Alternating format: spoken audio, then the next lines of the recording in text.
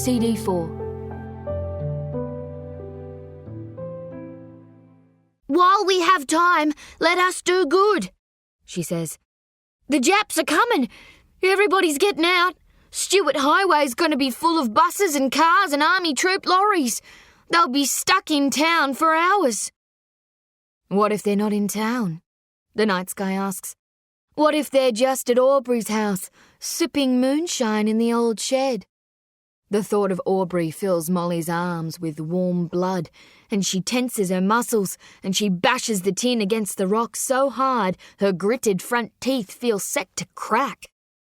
This time, the box lid bursts open, and flashes of gold and silver spread across the dirt. Jewellery, necklaces, bracelets, rings, wedding bands, engagement rings, Victorian engagement rings, Edwardian engagement rings. Molly takes the lamp and runs it over the ground, her fingers scrabbling for the scattered jewellery and carefully placing it back in the box. More than 20 pieces in total. Diamond, amethyst, opal, pearl, gold and more of other people's gold, all stolen by her father and uncle, and stockpiled in the black tin box until they were ready to take the train to Sydney, where no Darwin loved ones would spot the sacred items in the shop window of a King's Cross pawnbroker. Here lies Thelma Leonard, 1813 to 1867. Deep peace of the quiet earth to you. Molly drives Bert into the soil in front of Thelma's stone, her right boot stomping hard on the blade edge. 4 quick shovelfuls. Not enough time to go deeper. Inside the black box, she sifts through the pieces. She remembers Thelma's ring. She remembers them all.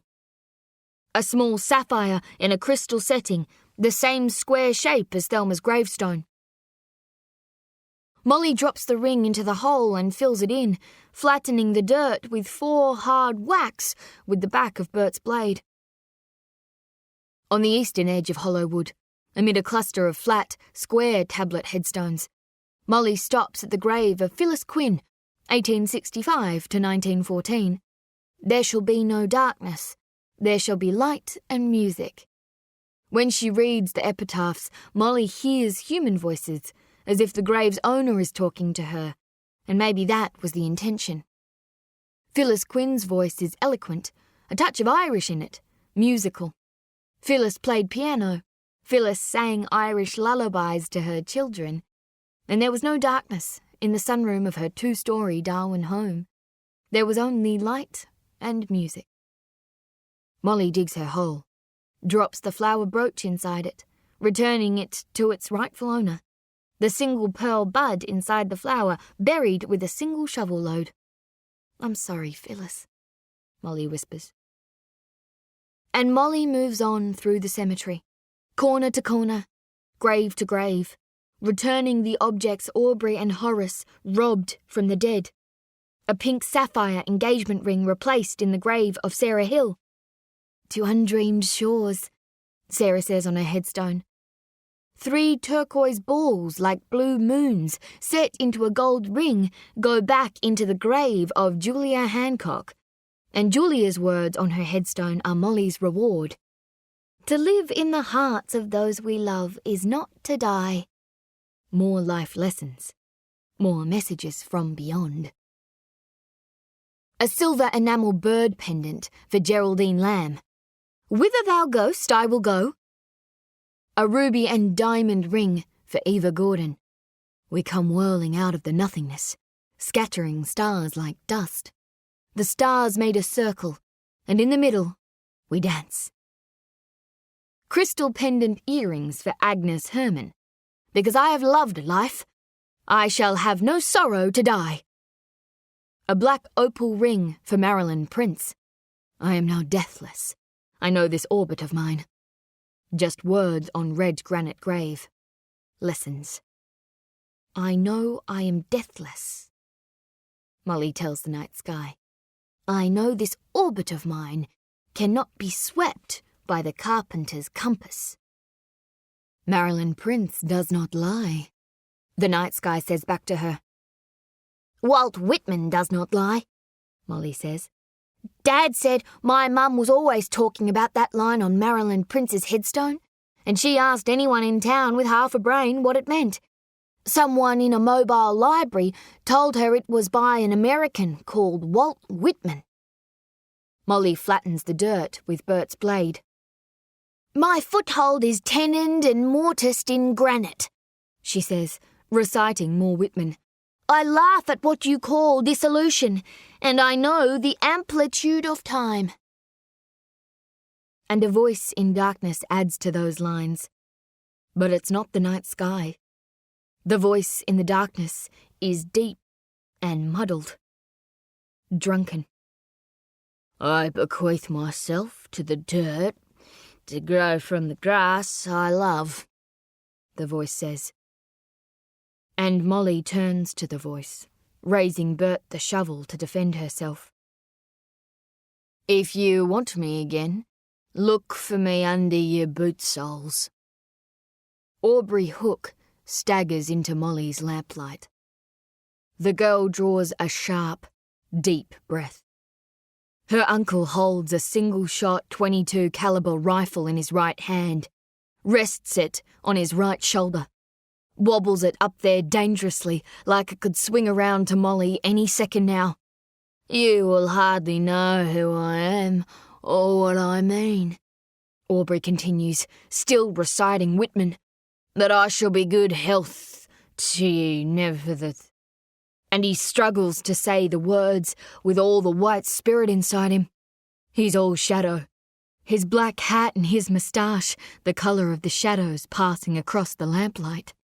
Nevertheless, and filter and fibre your blood. And Aubrey looks to the night sky, looks to the stars. He points his rifle upwards, closes one eye to take better aim, then staggers with the effort. Failing, he says, reaching deep into his fogged memory. Failing to fetch me at first. Ah, damn it. He turns to Molly. Do tell me how it ends, Molly, he says, trying to be tender. Your mother used to tell me how it ended. She knew that whole thing almost by heart, and there were pages of it. Pages and pages, big words and more big words. Molly is silent. Aubrey staggers forward, closer to Molly. He burps, spits, snorts the air. Tell me how it ends, he barks, vicious and frothing, and his intensity makes Molly jump atop Marilyn Prince's grave. She turns her eyes to the headstone, then recites, Failing to fetch me at first, keep encouraged. Missing me one place, search another. I stop somewhere waiting for you. Aubrey giggles at this, and his giggles erupt into his deranged howl, that sick howl again. Something to scare the fruit bats. A laugh so chilling it might bring the black rock frog rock to life, make it hop away south with everybody else who's fleeing Darwin. Do you think your mother's somewhere waiting for you, Molly? He howls again. Maybe she's in the grass, he says. He looks theatrically beneath his boots. Maybe she's under my boot soles, he says, inspecting the ground. Nope, not there, I'm afraid. Molly feels cold now, even on a Darwin summer night this still. Where's Dad? She asks. Town, Aubrey says, groggy and brief, and Molly knows her uncle just spoke a lie because her uncle can't lie like the day sky can lie. I had to let myself into the house, Aubrey says. Then I saw the strangest thing. Your father's bedroom door was wide open and his drawers were pushed across the floor. And damned if our treasured black tin box wasn't missing. Molly's eyes fall on the box beside her lamp. Aubrey smiles. I thought the house might have been robbed, Aubrey says. Filthy, searching for the word. opportunists, Molly. Everybody's evacuating their houses, and all through town those evacuated houses are being looted by filthy opportunists, making the most of this—" he takes a while longer to find this word— "precarious situation Darwin has found itself in." A wobble. A stagger. Imagine that. Robbing the homes of people running for their lives from the Japs. "Next, I'll be robbing from the dead," Molly says. Aubrey smiles, waves a knowing forefinger at Molly. Then he relaxes his right arm, lets the rifle down, waves it about. "I thought I'd better grab Horace's rifle and explore the extent of the burglary," he says. Then, to my surprise, I saw a flicker of light from the kitchen window. Someone was walking through the cemetery, and now who should I find burying my valuable—" Another search for the right word, another stagger. "Treasure."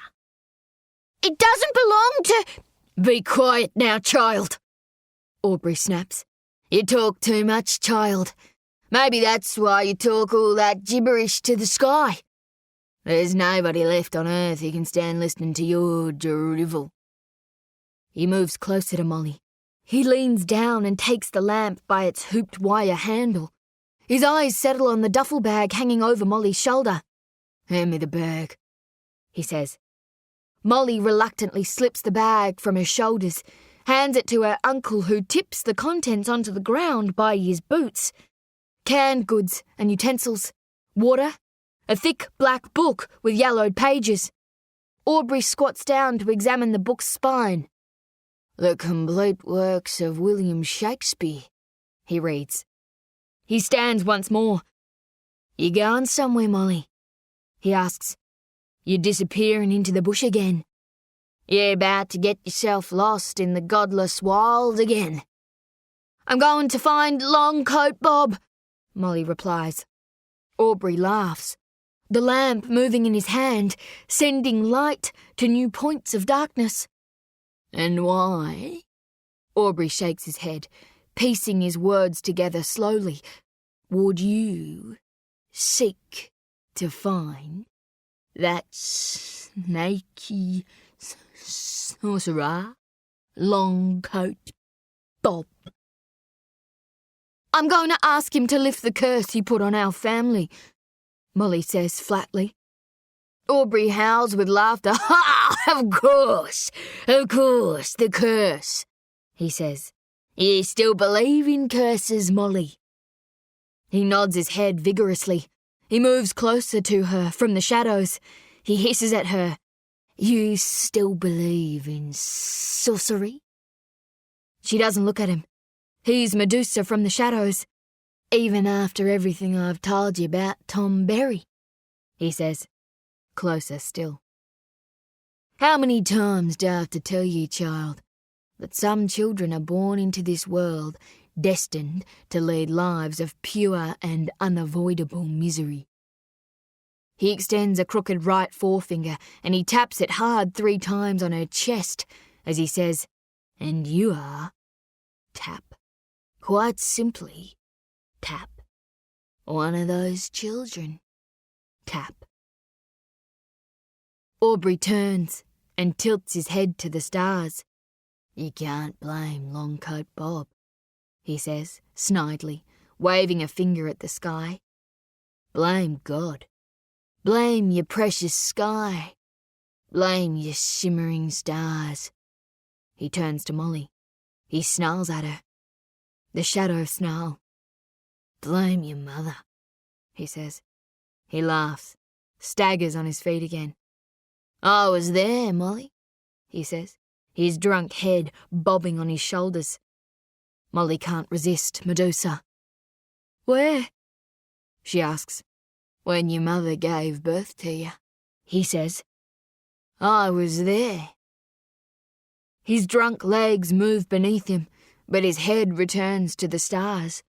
I saw the sadness of you arrive from nothingness.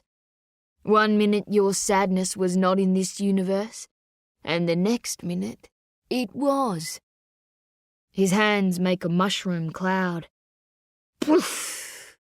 Like one of those stars arriving up there. You suddenly, here. You arrived, Molly, in all your tragic, predestined, hardly immaculate... He turns back to her. Misery. He walks over to her and smiles. He grips her chin, lifts her face to the lamplight. It was remarkable how quickly it all unfolded. Aubrey says, the single worst thing that ever happened to us. He studies her eyes. I do wonder, young Molly, he says. He laughs to himself and shakes his head. If you are so evidently capable of believing in the notion of sorcerers and curses, I do wonder if you are also capable of believing in the notion that the lives of your mother and your father, and indeed your uncle, only descended into misery the moment you were born.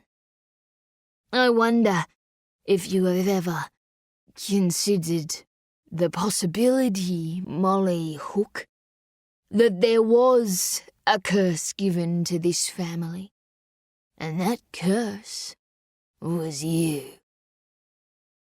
He keeps hold of her face, stares deep into her eyes.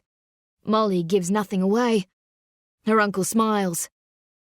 But alas, still no tears, he says.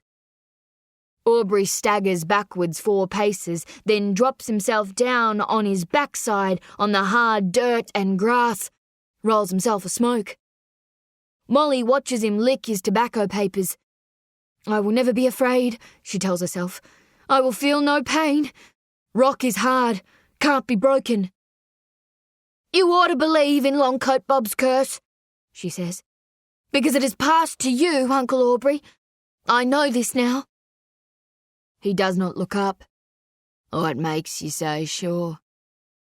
Only a cursed man would say those things to a child, Molly says.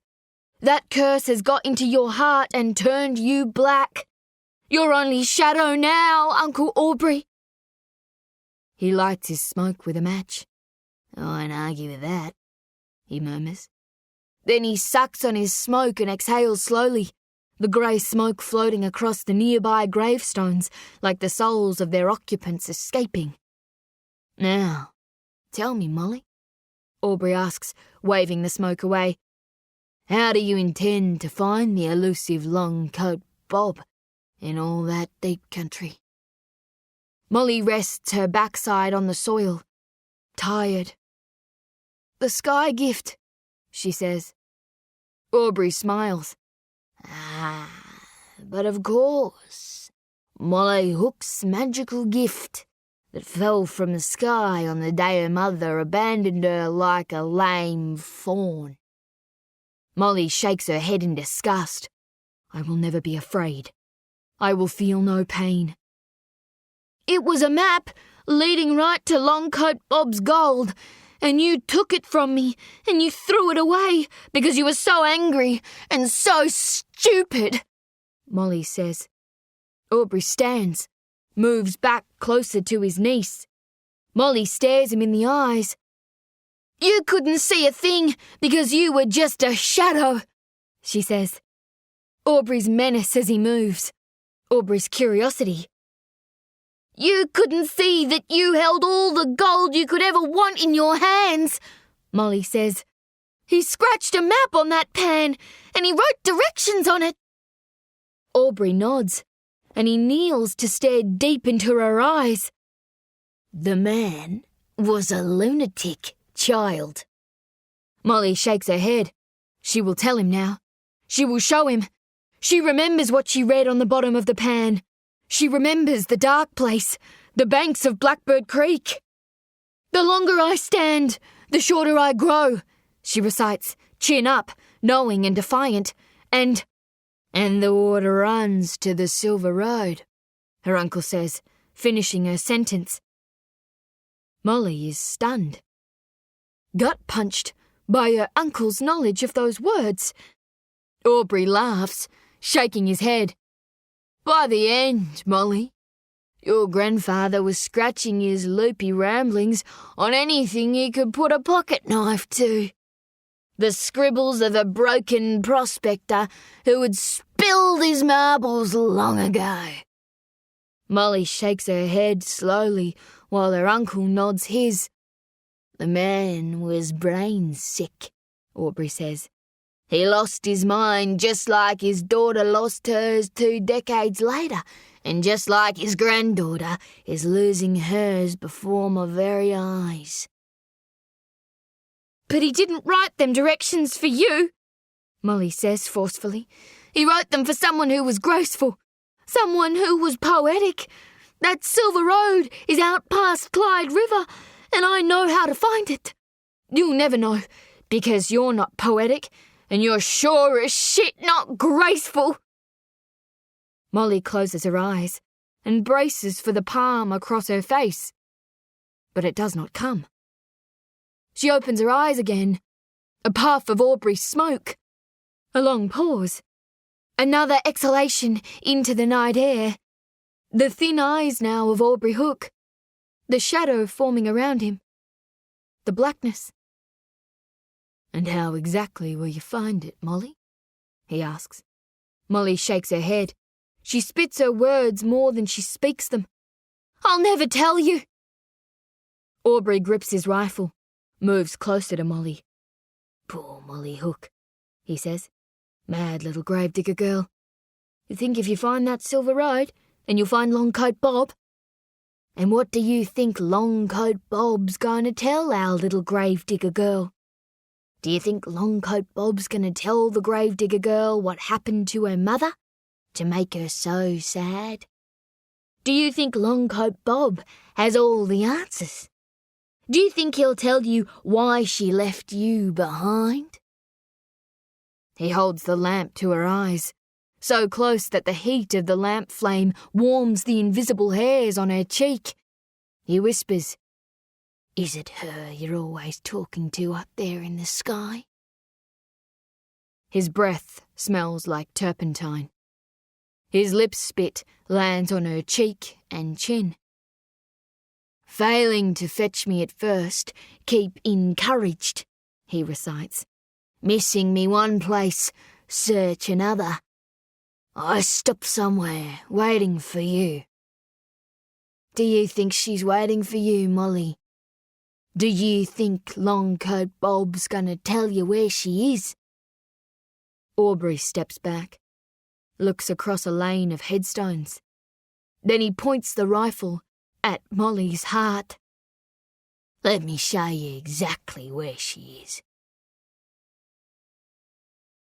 Run, Molly, run, whispers the night sky, because the night sky always fears the worst. Since she was 7 years old, she has not spent so long in this corner of the cemetery. She has not spent so long beneath the milkwood tree. She has not been so close to the Black Rock Frog Rock. Aubrey Hook sits on the Black Rock Frog Rock. The lamp rests beside his black left foot. He rolls a smoke, his lips still wet from the hip flask nestled in his crotch. The rifle leans on his bent right leg.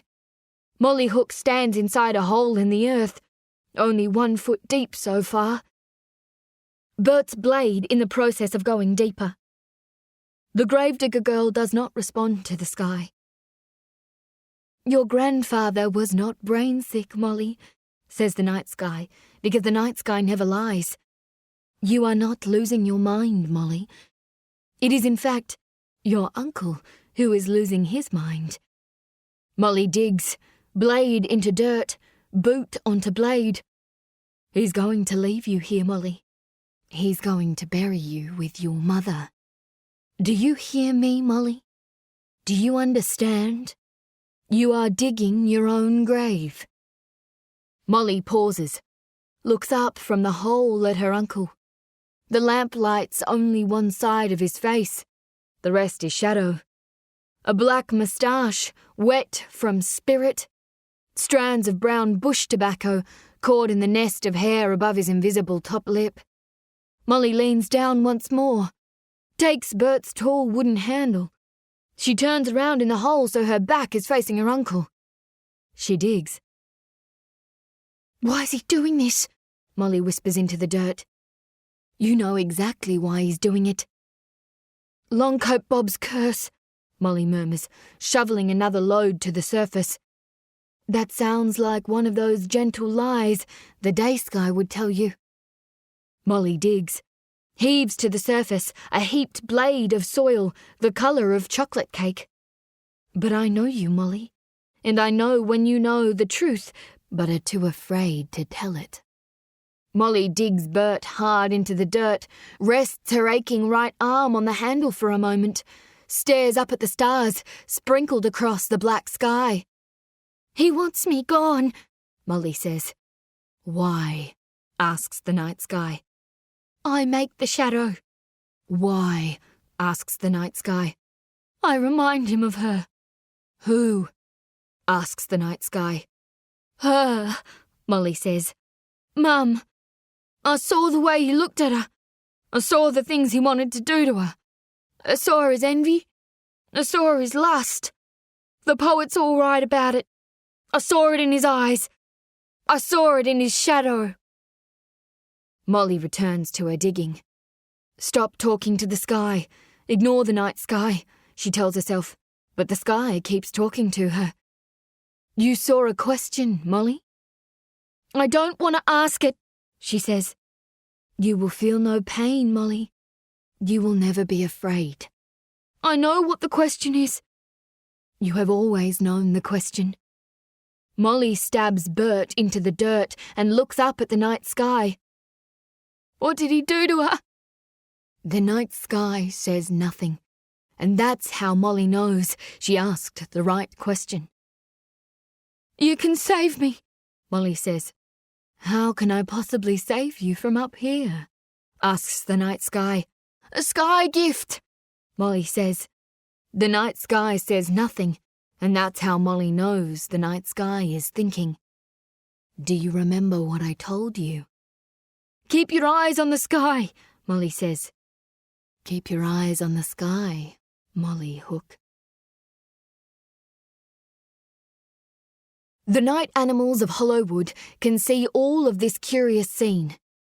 The man on the rock and the girl in the hole and the dim lamplight.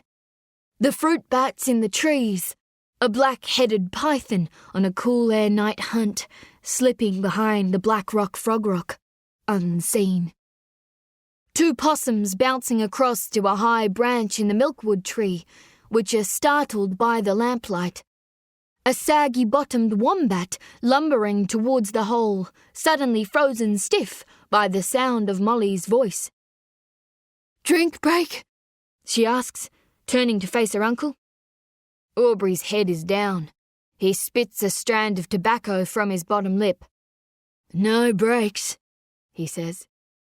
Dig, Molly, dig. Molly digs. Women and children first. Evacuations. Daytime preparations. Nighttime blackouts. Young men painting Darwin's streetlights with dark blue paint. Orderlies from the Cullen Bay Civil Hospital carrying elderly patients to the waterfront. Women and children first. Nurses to stay and care for the wounded. Some 530 evacuees squeeze onto the troop ship Zealandia, bound for southern Australia. The ship hasn't been cleaned for months. Minimal toilet and washing facilities. Anyone carrying a suitcase of belongings weighing more than 35 pounds, and there are many, has to watch that suitcase being thrown into the sea by guards and their keepsakes, photographs, money, savings, winnings and heirlooms sinking to the sand where the stingrays hide. White Australian families share cabins built for 4 with as many as 12. Chinese families are not allowed in cabins at all, but are forced by the guards to spend the long journey south on the open deck. On shore, a wealthy cattleman in a black suit slams a handful of notes down on the front desk of the office of the State Shipping Company. "Sorry, sir. Women and children first," says a flustered young office clerk. More notes on the counter. "Just get me on that fucking boat." Some 187 evacuees sail south from Darwin Harbour on the passenger ship Montoro. Some 173 aboard the Cool Armour. A final shipload of 77 women and children on the Coolinda. Dazed children on the decks. Toddlers confused and frightened by the suffocating rush. Gripping doll heads and the sweaty palms of mothers whose husbands remain in town digging sheltering trenches, the same way Molly Hook digs graves. Blade into soil, boot onto blade, soil into cart. 2 men in singlets smoking by a sandbag filling station. One bloke says to the other bloke that he heard about a bloke who knows a bloke who's handing out cyanide pills. "If the Japs want to set up shop here," he says, "I'll be sticking one of those in me pie, thank you very much." Dusty and frantic families, carrying calico bags full of clothing and food on the long road south. Families near flattened by fast-moving military convoys barrelling north to the RAAF airfields, hangars, fuel dump zones, workshops and ammunition stores. Australian Kitty Hawk fighters zipping through the sky on test flights. An evacuating mother of 3 waiting for transport on the side of the Stuart Highway. Her youngest son, 8 years of age, holds a suitcase in his right hand. With his left forearm, he hugs to his chest a small and plucky Australian terrier with dark brown eyes. In her dress pocket, his mother clutches a National Emergency Services leaflet she found in her letterbox. "Each and every evacuee will be entitled to take the following articles as personal belongings. A. 1 small calico bag containing hair and toothbrushes, toilet soap, towel, etc., personal only.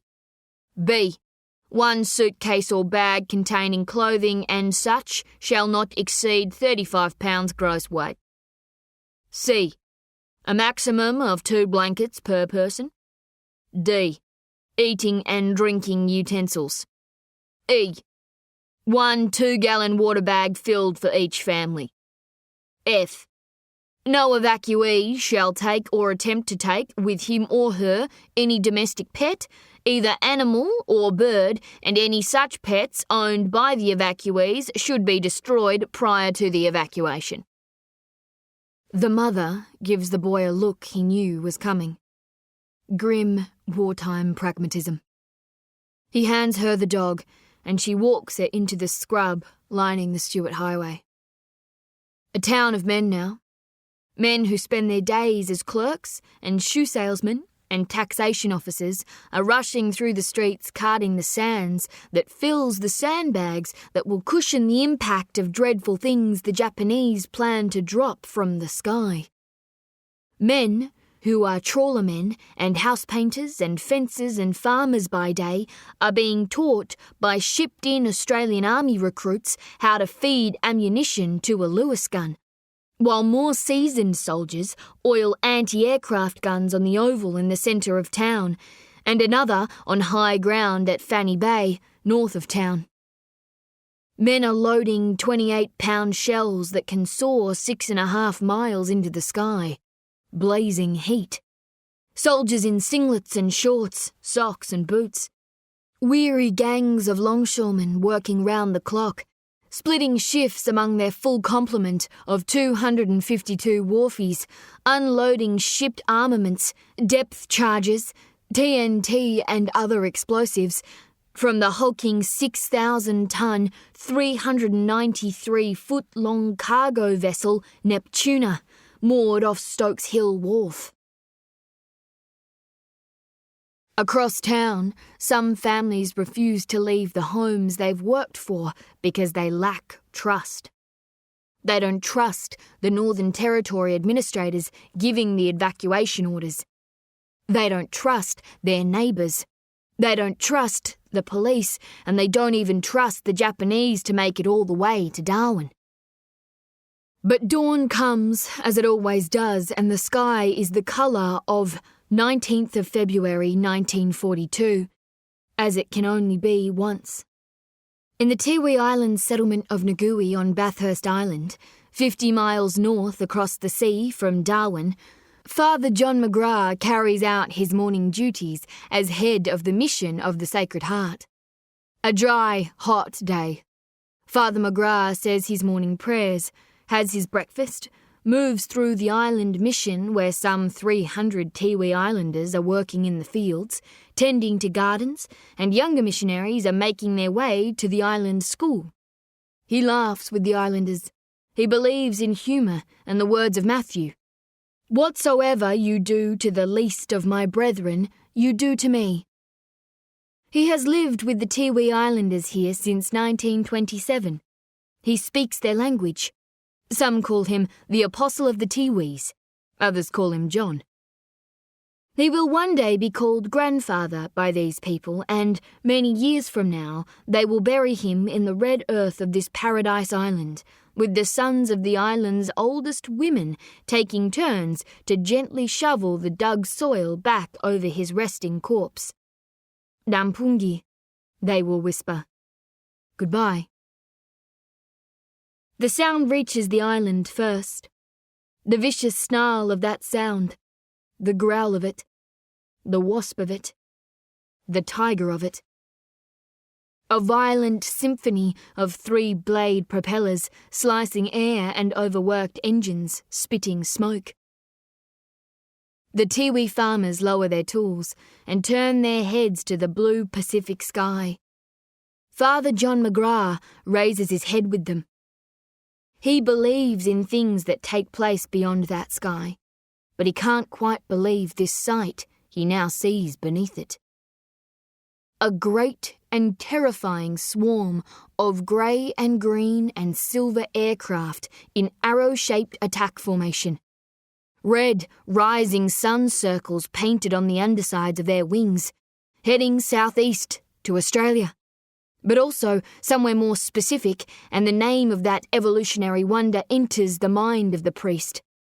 Darwin, he tells himself, and he runs across the mission yards to an administration room where he sits himself down at a radio transceiver, call sign 8SE, linked to a series of communication and navigation air radio stations scattered across mainland Australia in a network called AWA.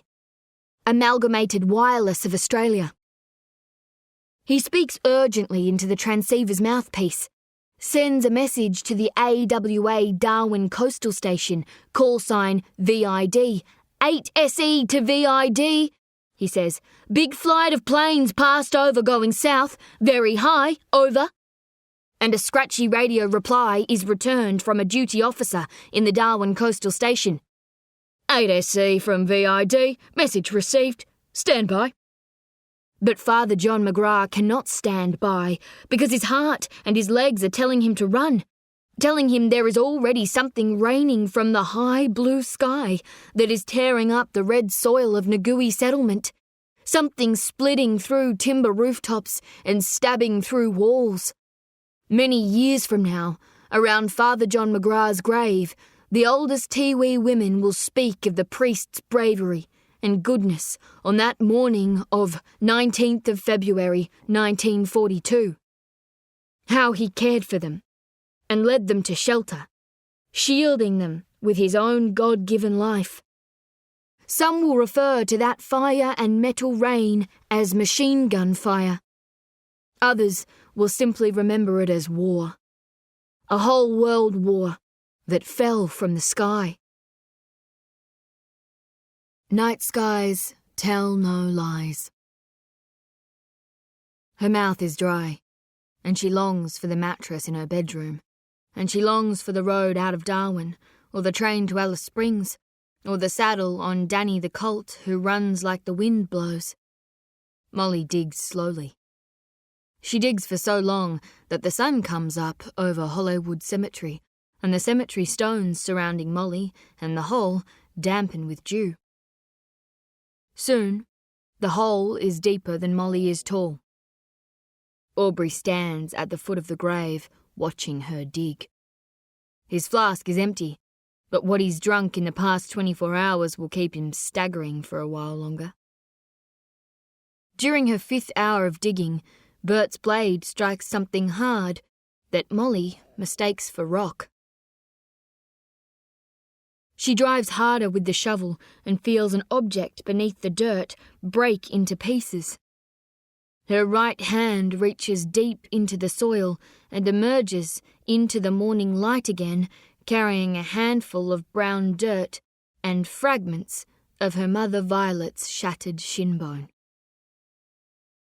Molly reels back against the southern wall of the grave, her eyes now finding a ball of white bone in the dirt, like a wildly struck golf ball just landed a foot from her boots. It's Violet Hook's right kneecap. She turns her head away, and her stomach turns with it, and she vomits in her mouth, but there's no breakfast or lunch in it, only fluid. She spits, and she closes her eyes, face tucked in the corner of the hole. Please don't make me do this! Molly screams. Dig, Molly, dig, says Aubrey Hook, leaning into the grave. Molly shakes her head. Molly grits her teeth. It's you who's mad, Uncle Aubrey, she says. It's you who's lost his mind. Dig, Molly, dig, Aubrey repeats. I know why you're doing this, she says, not turning to look at her uncle. She breathes hard, sweat across her forehead, sweat in her eyes, dirt across her arms and legs, dirt beneath her fingernails, that circle of bone in the dirt. You want to see her again, she says. I want to see her again too, but not like this. It's not her, Uncle Aubrey. The shadow across Aubrey's face, black as the hat on his head. He closes his eyes and breathes deep. He opens his eyes and raises his rifle to his shoulder, aims the muzzle at Molly's chest. Dig, Molly, he commands. And then a sound, a wailing sound, reaching all the way from Darwin's town centre and through the trees of Hollowood Cemetery, between the stone epitaphs of the dead, to the ears of Molly Hook, standing deep inside her mother's grave. An air raid siren, ringing out across Darwin. Aubrey looks back over his shoulder, finds the direction of the sound. Molly keeps her eyes on the sky. No more dawn pinks and reds. All blue now. Aubrey returns his gun barrel to Molly's chest. Dig, child, or I'll leave you face down beside her. Molly breathes, grips Bert's handle. The air raid siren rings again. Bert's blade is gentle now, more the tool of an archaeologist. No stomping on the blade shaft, just a series of scrapes and gentle digs. She's Howard Carter, from the papers, and her mother's body is an Egyptian pharaoh sleeping in the dirt, precious and fragile. But her churning stomach means this is not science. This is not archaeology. This is family. 1 shovel load. 2 shovel loads. 3 shovel loads. Deeper, Aubrey barks. I will feel no pain, she tells herself. I will feel no pain. I will feel no pain. Dig for your courage, Molly. Dig for your soul. The day sky says nothing. The gravedigger girl will uncover the bones of her mother alone. Deeper! Aubrey hollers, leaning into the grave more with each macabre sighting of bone. More leg bones, arm bones across a waist. It's not her, she tells herself. It's not her, it's not her. She's not down here. She's not down here. She went up there. She went up there. The last thin fibres of a dress, earth-eaten and browned by soil, covering a rib cage with 3 missing ribs. Objects surrounding the skeleton, dirt caked and heavy. A jewellery box, a pair of dancing shoes, books. So many books around the skeleton. Keep digging, Molly, Aubrey says. The shovel goes deeper. More objects. More of Violet Hook's belongings. A porcelain figurine. A teacup. Then Molly's eyes catch the edge of a copper circle. Bert's blade digs around the copper. Scrape. Scrape. Dig. Dig. Then, Molly does the rest by hand, fingers frantically searching for a hold on the copper sky gift she thought was lost, disposed of in a bag of rubbish with a pig's head and a dozen eggshells. She pulls her grandfather's copper pan from the earth, runs her fingers over it, inspects its underside, scratches the dirt off it with her fingernails. The words are still there. The directions. I will never be afraid. Rock is hard, can't be broken. Liar! She screams. You fucking animal liar! Give me that pen, Aubrey says from the grave edge. Molly hugs it close to her chest. It's mine, she says. The sky gave it to me. Aubrey points the gun barrel at Molly's face. And now you're gonna give it to me. Molly stays put. Aubrey cocks the rifle's hammer. I won't ask again, Molly. 2 eyes to 2 eyes. Blue to black. Light to shadow. Molly tosses the pan to the surface. Aubrey picks up the pan. There's no such thing as curses, Molly, he says, inspecting the words on the back of the pan. There's no such thing as sky gifts either. He wipes more dirt off the pan, uncovering the 3rd and last set of words Tom Berry engraved. Molly sees a strange light, a brief glowing, shift across her uncle's eyes, and she can't tell if it's a reflection from the copper pan or the light of inspiration on his face. But make no mistake, Molly. There is such a thing as gold. Aubrey drops the pan by his boots. Keep digging, he says. Molly grips Bert's handle once more. She digs. You don't need nothing from Longcoat Bob, Molly, Aubrey says. You don't need to find some old black witch doctor to give you your answers. The shovel blade scraping away more dirt. You see this gun, Molly? Aubrey says. Molly turns her eyes to the gun barrel. Here's your answers right here. She took this gun, and she got herself lost too, out there in that deep country. Maybe she went looking for Longcoat Bob too. We found her 4 days later. She was lying flat on a rock by Strike-a-Light Creek. The shovel blade scraping away dirt. I'll never forget her face, Aubrey says. Molly turns to her uncle. He's lost his mind. Distant.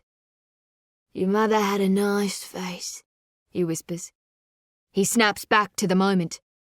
Show me her face, he says, pointing the gun at Molly. And the gravedigger girl's boots stumble on the uneven soil, and she kneels beside the bone frame of her mother, not entirely because she's being ordered to at the end of a gun barrel. There is a space inside the gravedigger girl's mind that wants to see her mother's face. She wants to see the shape of her cheekbones, her jawline. She wants to touch that face. Her soil-covered fingers brush dirt off her mother's skull. Her right thumb strokes a cheekbone.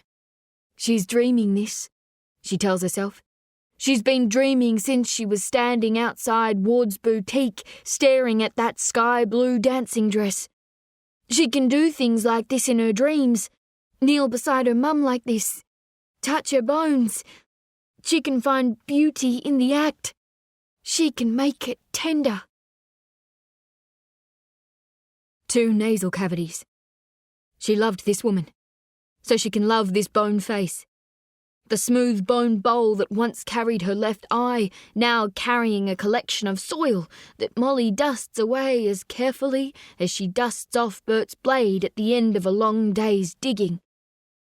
The gentle curve of the left side temporal bone, like an empty rock pool at Butterfly Gorge when there's been no rain. Dirt falling off that face, but her left hand explores too far. Some pieces of archaeology should never be uncovered. Dirt falls away on the upper right side of the skull, from Violet Hook's frontal bone, her high vertical plate, and there is a hole where the right side of her skull should be. There is no smooth bone bowl around her right eye. There is only dirt. "How do you do that?" Aubrey asks. "I have a heart of stone," Molly says. "I will never be afraid. I will feel no pain." "There's something wrong with you, child," Aubrey says. "I know," Molly replies. Molly runs her eyes over her mother's skeleton.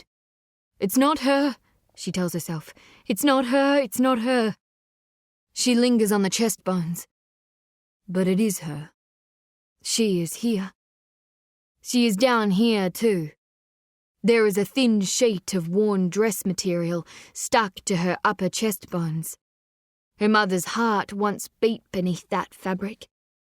Molly's hands reach for the material. She will peel it away and she will know the truth.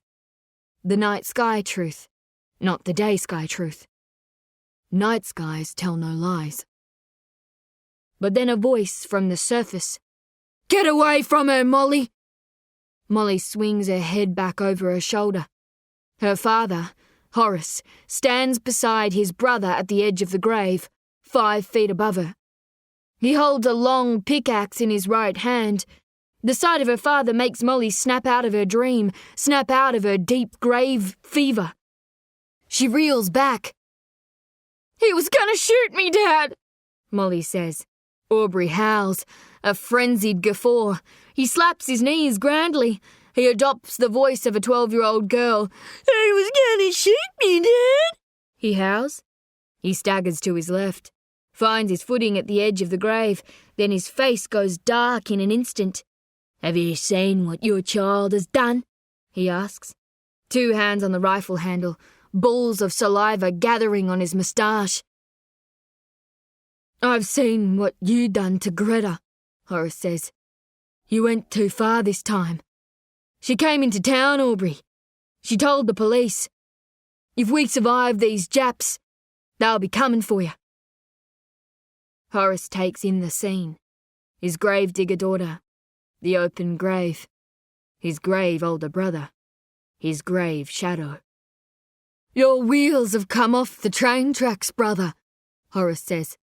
"I'm teaching your child a lesson," Aubrey shouts. "You've gone too far, Aubrey," Horace replies.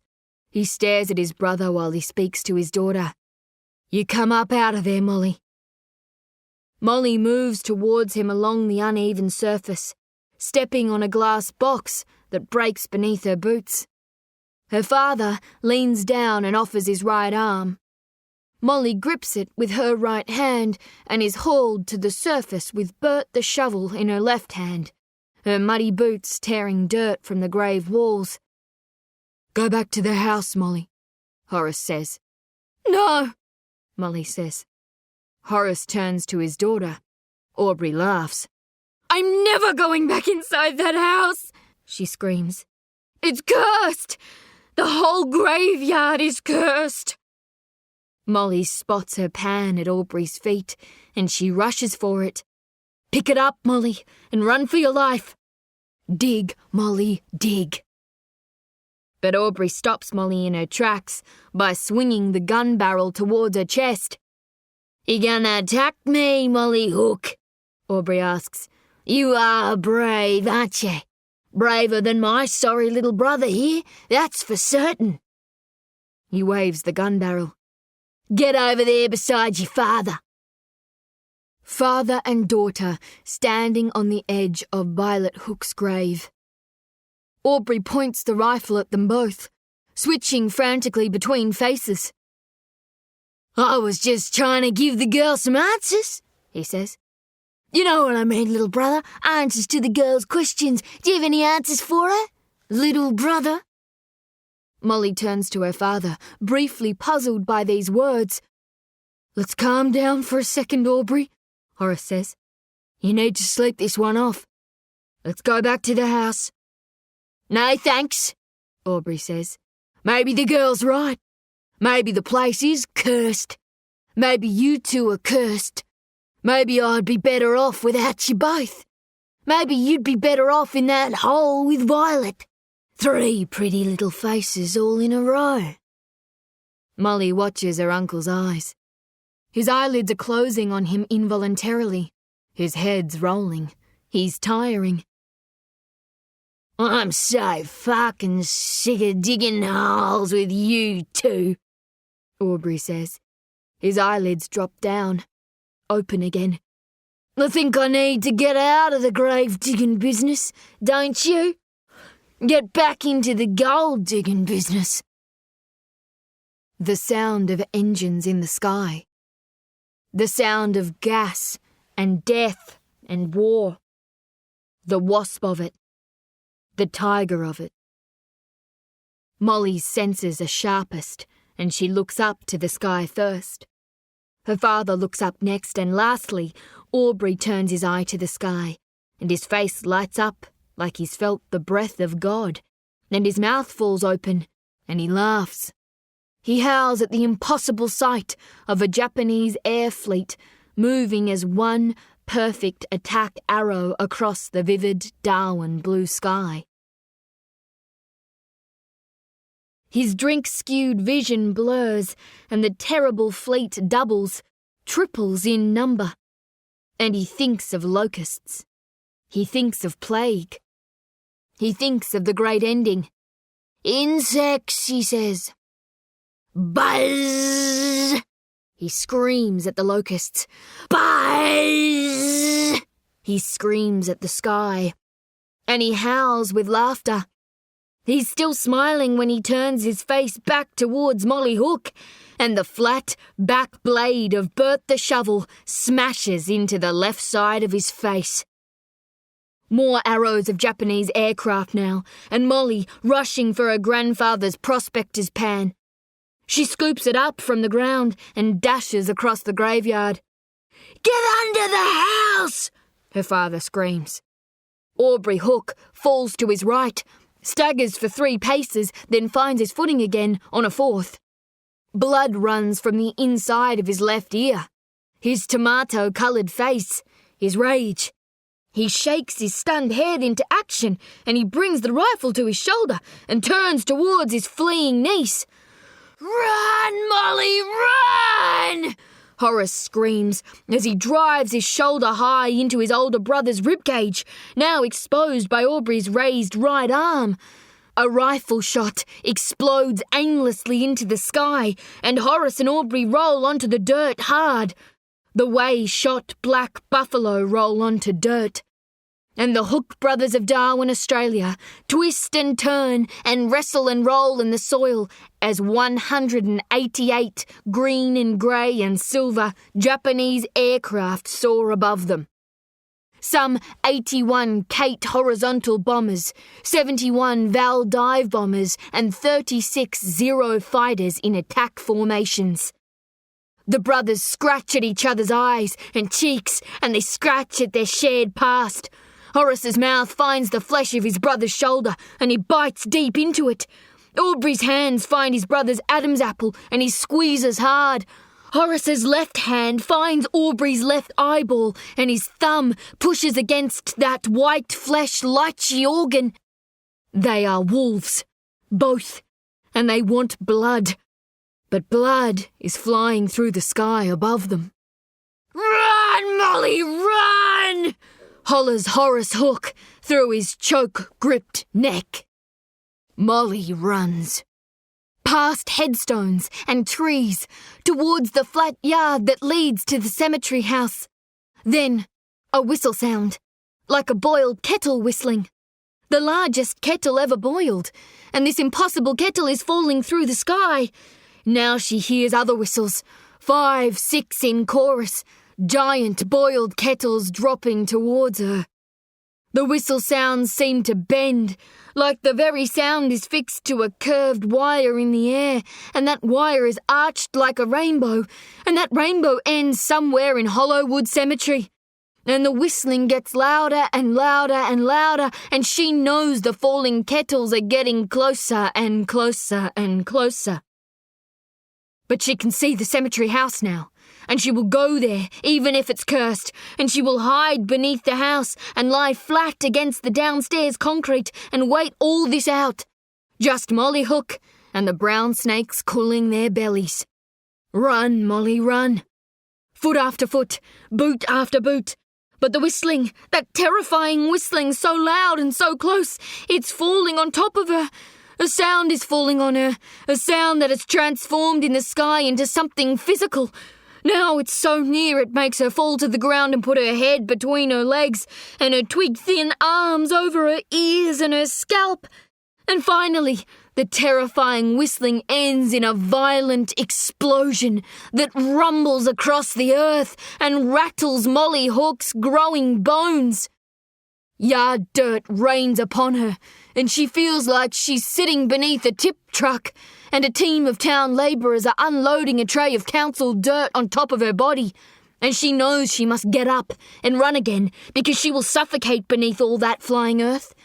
She stands up and moves forward 3 steps, but something has wrecked her equilibrium, and she falls face first onto the dirt. She raises her head once more and tries to focus on something, anything, between the grey smoke and earth debris. And she finds what must be the cursed cemetery house, but it is no longer the house she grew up in. Half of the house is missing, flattened into the dirt. The other half stands exposed, like it has been sliced down its centre, and its domestic innards are spilling onto the ground. Molly can see the kitchen stove in broad daylight. She can see her mother's bookshelf, fallen on its side beneath half a tin roof sheltering devastation and destruction. Household items, plates, glasses, ornaments, shattered and spread across the yard. More whistling now, closer and closer. And Molly watches the earth away to her right explode in fire and dirt, and she runs forward, but the earth explodes again up ahead, so she turns and runs back through the smoke and dirt and violence and war. The whistling sounds are all around her still, and now she knows they are bombs, war bombs, falling from the sky and thumping into earth, and she barely has time to react to one earth-tearing explosion before she has to react to another, changing her direction with every thunderous eruption. But then, the sounds fade. The whistling is not in the sky anymore. There's only a sharp and thin whistling of a different kind in her ears. A ringing.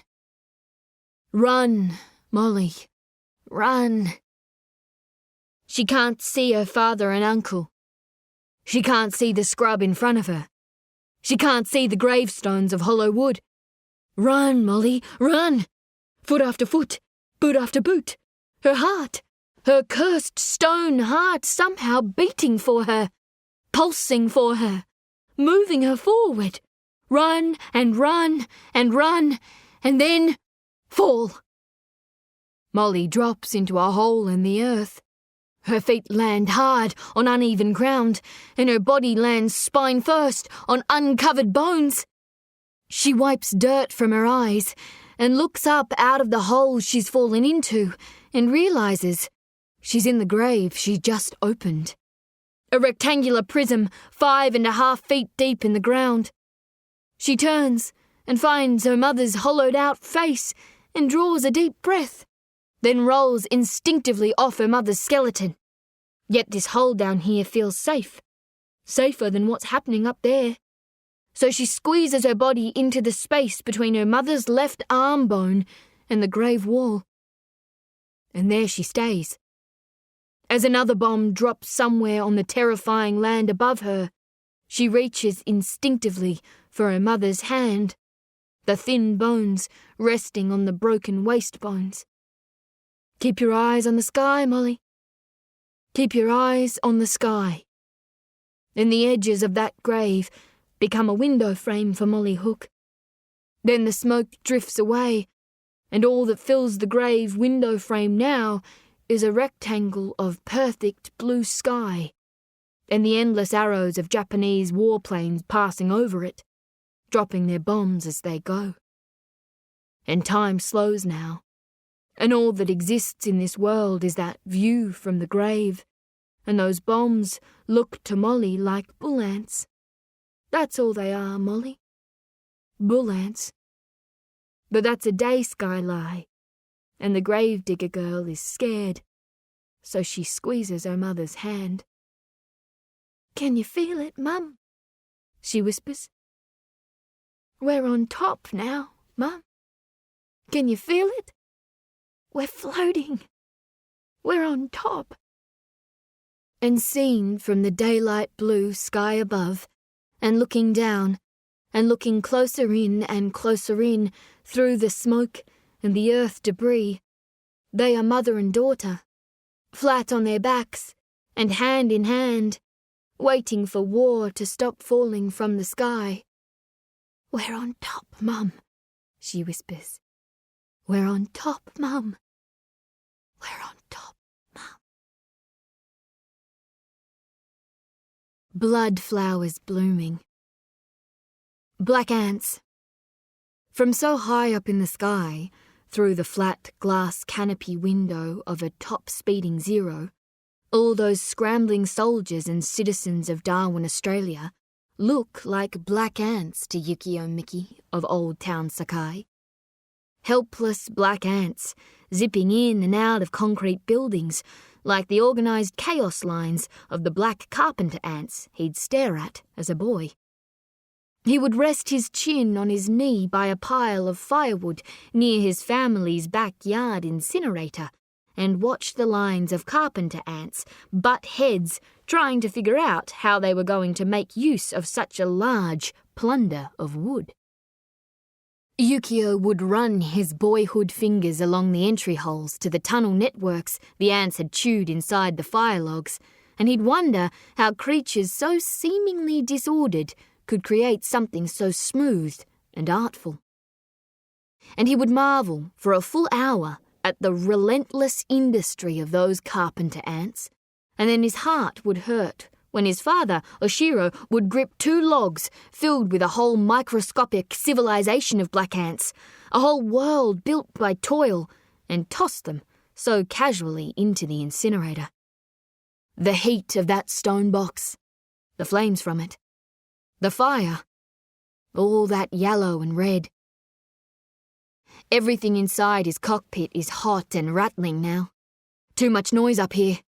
Greased metal and unprotected mechanical controls. Rattling cow flap controls. Fuel tank selectors. Hydraulic system controls. Buzzing electric switchboxes. Landing gear controls. Jammed in hard inside the cramped flying machine, part of the awe-inspiring and awful arrow of 36 agile red sun fighters now nosediving through the air towards central Darwin. Yukio thinks of his late grandfather, Saburo Miki, a strange and thoughtful man, who once told Yukio the riddle of the blood flower. "The blood flower blooms only when provoked," Saburo Miki said. "The blood flower blooms on battlefields." All that flame, Yukio tells himself.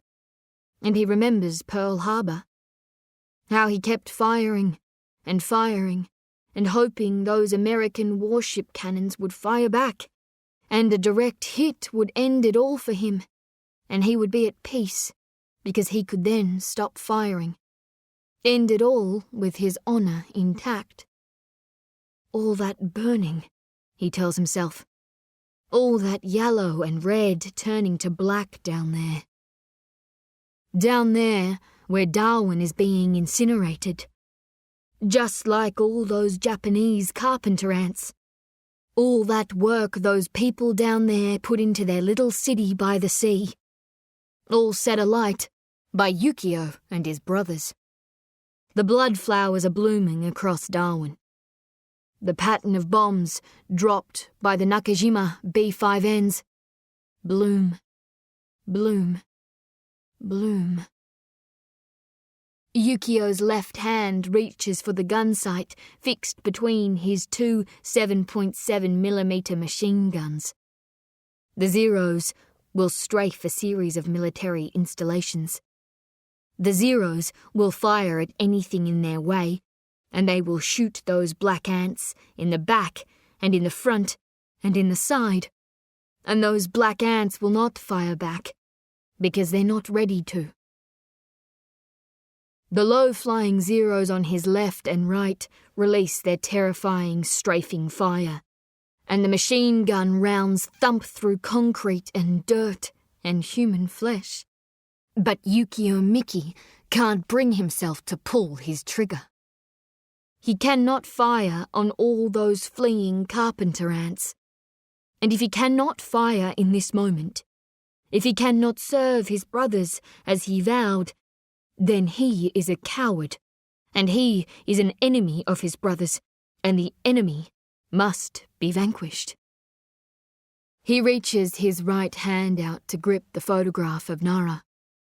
He pulls it from the ball of gum above his fuel gauge, and he slides the photograph carefully into the breast pocket of his shirt beneath his puffy flight jacket.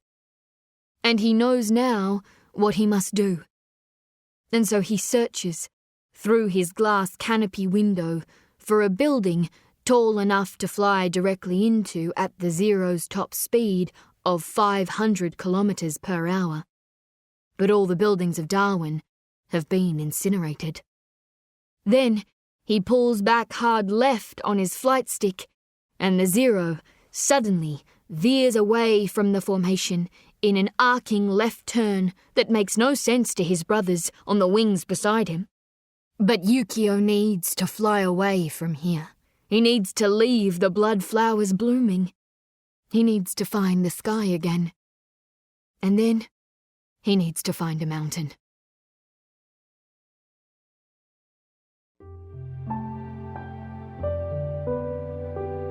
This is the end of CD 4. The book continues on CD 5.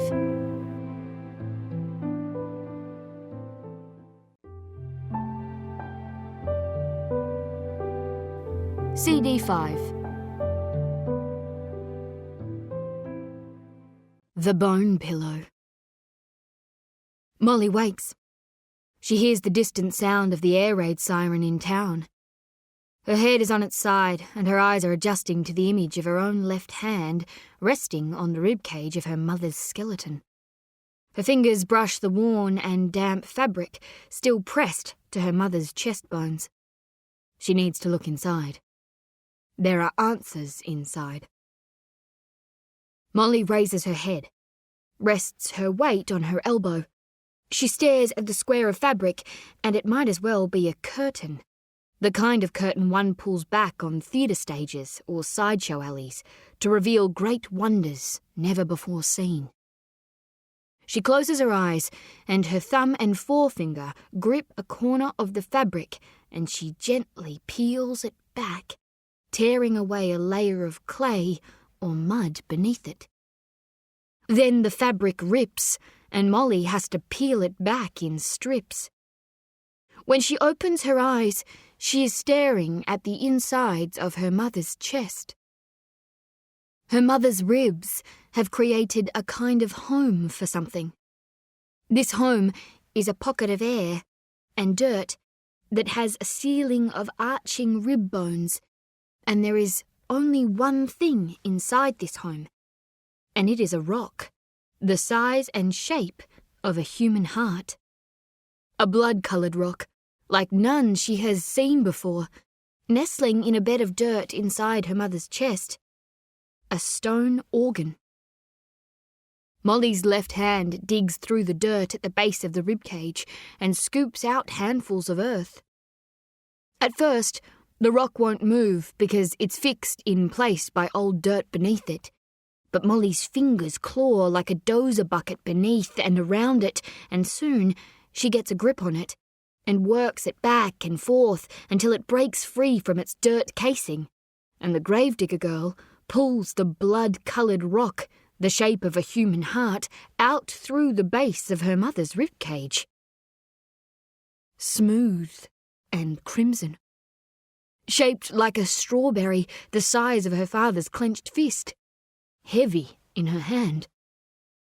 Half of the midday sun can be viewed from the bottom of the grave, and Molly holds the blood rock up to the sky and whispers one perfect word. Mum. Molly finds her father's leg beside the backyard thunderbox. She knows the leg is her father's and not her uncle's because the shoe on the leg's attached foot is a brown leather lace-up, and Aubrey Hook only ever wears black work boots. The leg lies in the grass like a misplaced theatre prop. Hollowwood Cemetery is bomb-scarred and ravaged. One half of the cemetery house stands, and the rest is rubble. Concrete, brick, and splintered wood spread across the dirt yard. For a moment, Molly considers picking up the leg. She could slip it into the duffel bag that hangs once again over her shoulder.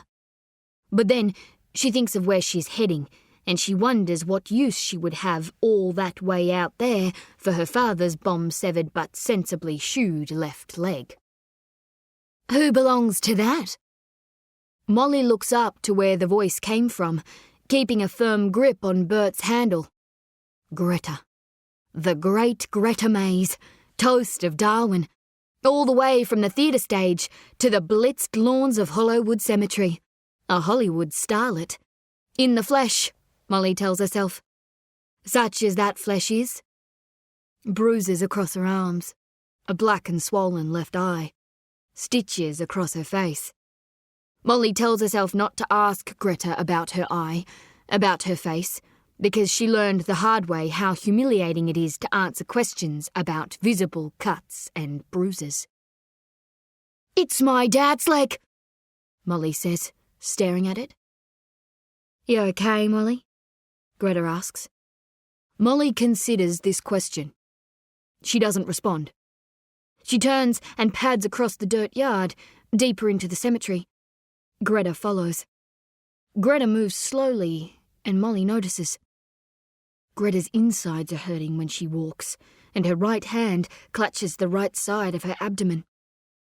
At the edge of the yard, a one-legged man is sitting in a sprawling oak tree, 6 feet off the ground. He's wedged in awkwardly, his head pushed down into his lap, between the tree's trunk and 3 thick branches that thrust skywards in different directions. One of the man's arms is jammed absurdly behind his neck, and the other hangs where his left leg used to be. Molly stares curiously at him. Her father, Horace Hook.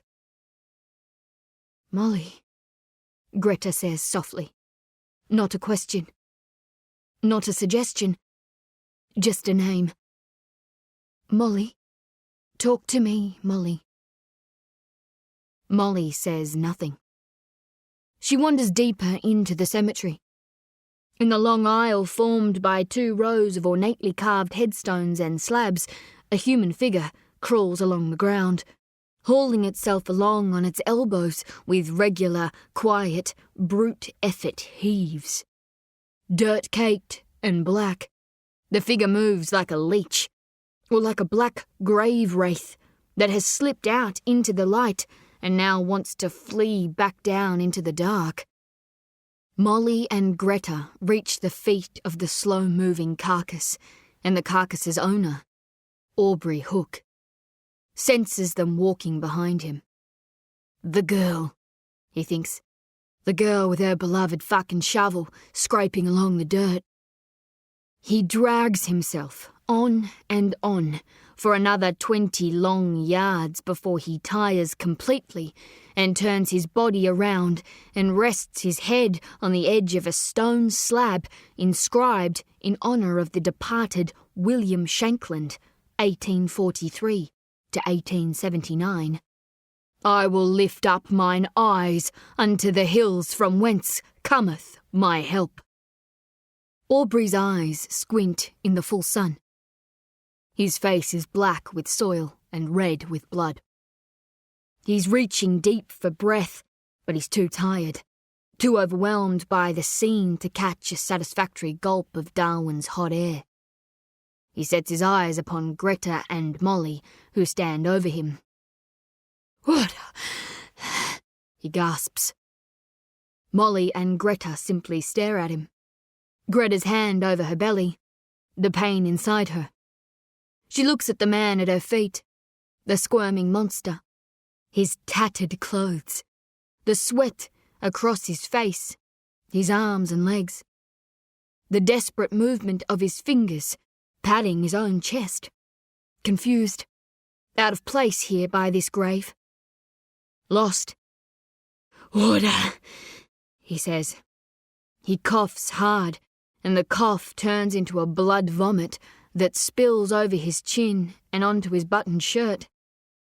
Take me to hospital, he pleads, gargling on his own blood. Greta leans down to Aubrey. She studies his face. She wonders how her life came to this, how she came to think she was in love with Aubrey Hook. He was charming once, intelligent. They went to shows together. He showered her with gifts. They met when she was dancing most weeknights. He gave her good tips, and then he gave her bad tips. Stick with me. Never leave Darwin. Die with me here in Hollowood Cemetery. Never walk into town and tell the police about the rage places I go and the nights I take you with me. Greta's hands reach into Aubrey's trouser pockets. He tries to bat her hands away, but he's too weak, too spent. Molly sees those hands ferreting through the pockets, and then she sees Greta's right hand extracting a set of keys. I need a hospital. Aubrey gargles louder. He spits more vomit from his mouth with a laborious shake of his head. Greta turns and walks away. Molly follows. They head towards the half-cemetery house and the one-legged man sitting in the tree, the desperate calls of Aubrey Hook echoing behind them. You, take me to the hospital, now! Greta and Molly walk on. You are going to hell. Greta and Molly walk on. I curse the both of you, Aubrey screams to the sky. I curse the both of you. Greta shuffles slowly to the driver's side door of Aubrey's red utility truck, still intact and parked in the gravel driveway in front of the bombed cemetery residence. Molly watches her climb awkwardly and painfully into the driver's seat. She closes the door. Get in, Greta says. I'll drive you to the hospital. I don't need a hospital, Molly says through the open window. But could you take me to Clyde River? Not going that way, Greta says. All the ways go that way, Not the way I'm going, kid. Wait, Molly says. where are you going? I'm going back to Sydney, she says, and she starts the truck, gives its rattling engine some heavy revs. Wait, Molly says. let me show you something. She drops her duffel bag to the ground and reaches in to find the prospector's pan amid the cans of beans and corned beef and the Shakespeare book and a blood-coloured stone the size of her dead father's fist. She passes the pan through the driver's side window to Greta. So, Greta says, turning it in her hands, what am I supposed to do with this? Molly points at the pan. Look at the back, she says. the words on the back. Greta frowns, tries to scan the words on the back of the pan, fails. I can't read all those words, she says. They're covered in mud. She tosses the pan back to Molly. Look, kid, you need to get yourself to hospital, she says. They need to check you for shell shock or something. And once they're done doing that, you need to get the bloody hell out of Darwin. Them Japs ain't finished with this place. Molly holds the pan up. They're the directions to Longcoat Bob's gold, she says. My granddad etched them in the copper so we'd never forget 'em. I can take you there, Greta. Buried treasure. You said if you knew where that treasure was, you'd grab Bert right away and you'd dig down for your fortune. Well, you can have it all if you want. You'd be richer than your wildest dreams. You could finally be where you belong. We could go to Hollywood together, and you could get your name up in lights, and I could change my name and... I'm sorry, Molly, Greta says softly. But Molly pushes on. Greta Mays and Marlene Skye, she urges. You can do it, Greta. You just have to get us to the Clyde River. I'll take care of the rest. You can do it, Greta. Greta turns her head away from Molly because she doesn't want the girl to see her crying. Molly goes on. We could go on double dates with Tyrone Power and Gary Cooper, she says. And then we could drive up into the Hollywood Hills and see if we could find Errol Flynn's house, and we could ask him to let us in because we're Australians too.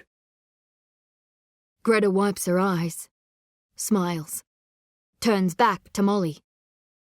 That's a nice film, Mol, she says. I'll be sure to go see it sometime. Then she slams on the accelerator. Greta, wait! Molly hollers. But the truck reverses quickly out through the cemetery gates. Wait, Greta! Molly cries, her sore bones stumbling feebly after the truck. Then she stops and watches the truck speed south on the road out of Darwin. Silence and dust. She drops her head, eyes to the ground, and the ground is covered in domestic debris from the bombed house, this bombed world. And something at Molly's feet steals her attention. She bends down to pick it up. She holds it up to the sky to see it properly, turning it around between her forefinger and thumb. The red tin thimble. War skies. The Gravedigger Girl and a city on fire. A city in a war dream that she can walk through without being noticed because nobody here can see anything but fire. A portly man sitting in a gutter on Darwin Esplanade, his hands on his knees. His clothes have been blown off and half of the hair on his scalp is missing. He weeps. Empty military tents on the roadside. Homeless dogs and cats sifting through piles of rotting food. 6 soldiers sprinting along the street. Soldiers missing arms and legs on stretchers being carried by soldiers with faces covered in black oil. Bandages being wrapped around temples. Shrapnel sticking out of shoulder blades and thighs and chests. Soldiers gone blind. Soldiers gone mad from shell shock. Rambling things to the sky that make no sense to Molly. The face of someone senior turning to the Gravedigger Girl. "What the fuck are you doing here?" the man barks. "Someone get this kid out of here, for God's sake!" Molly runs. On the beach at Doctor's Gully, there are men pulling bodies in from the shore. The bodies have drowned in oil. There are bodies still in the water, some floating face down and some face up. And the skin on their arms and faces has burned to a raw red flesh. One man pulls on a soldier's arm in the water, and the loose skin of the forearm slides off the bone like a flesh-coloured glove.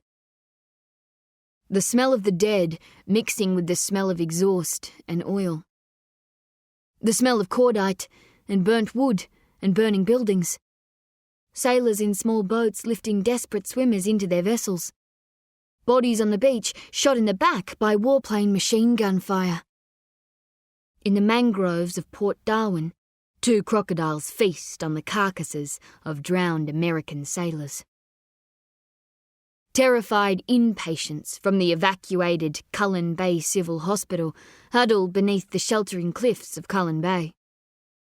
Further along the beachfront is a train, a whole locomotive, upturned by a well-targeted bomb and flipped into the sea. 6 railway wagons have sunk into the water with it. A whole warship, Neptuna, a vessel the length of a football field, is turned over on its side in the low-tide waters around the wharf. Clouds of black smoke rising into the air. So many sunken ships. USS Peary, HMAS Mavie, SS Zealandia, SS Mauna Loa. Oil tankers ablaze. Men still swimming frantically around sinking merchant vessels. The wharf labourers' recreation shed blown to bits. Great sections of the wharf blown away. Soldiers and police and nurses rushing to and from the town's flattened communications centre between the Esplanade and Mitchell Street, which housed the post office, the telephone exchange and cable office. A hole in the ground where the post office once stood. Hills of wooden house framing and rubble have been formed by the explosions. A city of fallen masonry. Bodies on the ground covered in tastefully patterned living room house curtains. Another man's body blown into another fork of a tree. Molly walks on. A.E. Jolly's convenience store has disintegrated. The Bank of New South Wales has been gutted. Sheets of corrugated iron and nails and sheets of fibro are spread across the streets. A naked man gone mad is running through Kavanagh Street shouting Bible verse. Deeper into the suburban streets. Homes split in 2. Ghost houses with swinging front doors blowing in the wind. More abandoned cats and dogs. Dogs howling mournfully. 2-storey homes built to withstand fierce cyclones, flattened by bombs. An old woman stands dazed by her letterbox, the only thing still standing on her property. Her house is a mound of rubble. She speaks in what sounds to Molly like German. She's heavy-set, and her big arms are raised in confusion, and she weeps. She howls, uncontrollably, talking to God or talking to those Japanese warplanes. When she sees Molly, she beckons the gravedigger girl to her. "Please, please," the old woman says. She opens her arms out to Molly, suggesting she needs a human embrace. She needs to hold something comforting. She needs to hold the gravedigger girl. Molly approaches her cautiously. "Did you have family here?" Molly asks. The woman rambles something loudly through tears in German. "Why didn't you get out?" Molly asks. "Please, please," the old woman says, opening her arms for an embrace. And reluctantly, Molly moves in close and leans into the woman for a hug. The old woman wraps her arms around Molly's neck and brings the girl's face to her belly. The old woman weeps into Molly's hair, squeezing her tight. and the embrace feels warm to Molly too, and she wonders if she needed this embrace as much as the old woman. But then the old woman howls again and grips Molly tighter still, and Molly's face is now being pushed hard into the woman's belly, and Molly feels like her head is tucked into a pillow. She motions to pull away, but the old woman's heavy arms hold her tight, and Molly has to struggle to breathe through her mouth and nose, and then she discovers she can't really breathe at all, so she pulls away hard, but the old woman simply howls more loudly and presses Molly more firmly against her belly. "I can't breathe," Molly says, the words muffled by the woman's stomach. "Let me go! I can't breathe!" And Molly is suffocating now. The old woman can only weep and howl to the heavens. She can't let go. Her grief is too strong, and she cannot release this girl, and Molly pushes against the old woman, but she won't release her. So Molly stomps on the old woman's feet with her dig boots. "Let me go!" she yells. "It's okay," the old woman replies in a thick German accent, furiously patting Molly's hair. "I've got you! It's okay!" And Molly kicks now at the old woman's shin bones. She kicks, and the old woman finally releases her. "It's okay!" The old woman howls as Molly runs. Run, Molly, run. Looters in the shops. Looters in the houses. Men rushing out of bombed-out hardware stores with tools. Men rushing out of bombed-out homes with rugs and furnishings and bags full of jewellery. 2 men lugging a looted piano along Smith Street. Convoys of cars and lorries. Civilians and deserting servicemen rushing south to safety in the distant towns of Catherine and Larimar and Daly Waters.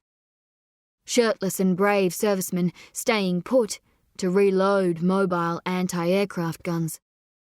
Chinese restaurant proprietors and Greek cafe owners at last convinced of the need to evacuate. They needed to see the actual bombs dropping before they were finally persuaded to leave. Run, Molly, run. Then stop.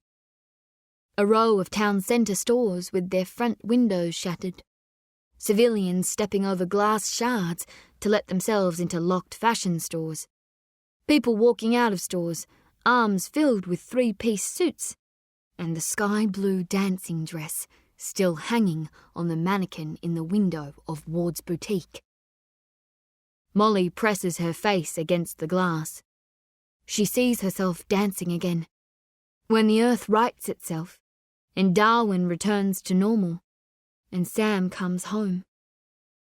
She'll be older then, and Sam will be honoured to walk into a dance hall with her on his arm, wearing a dress like that.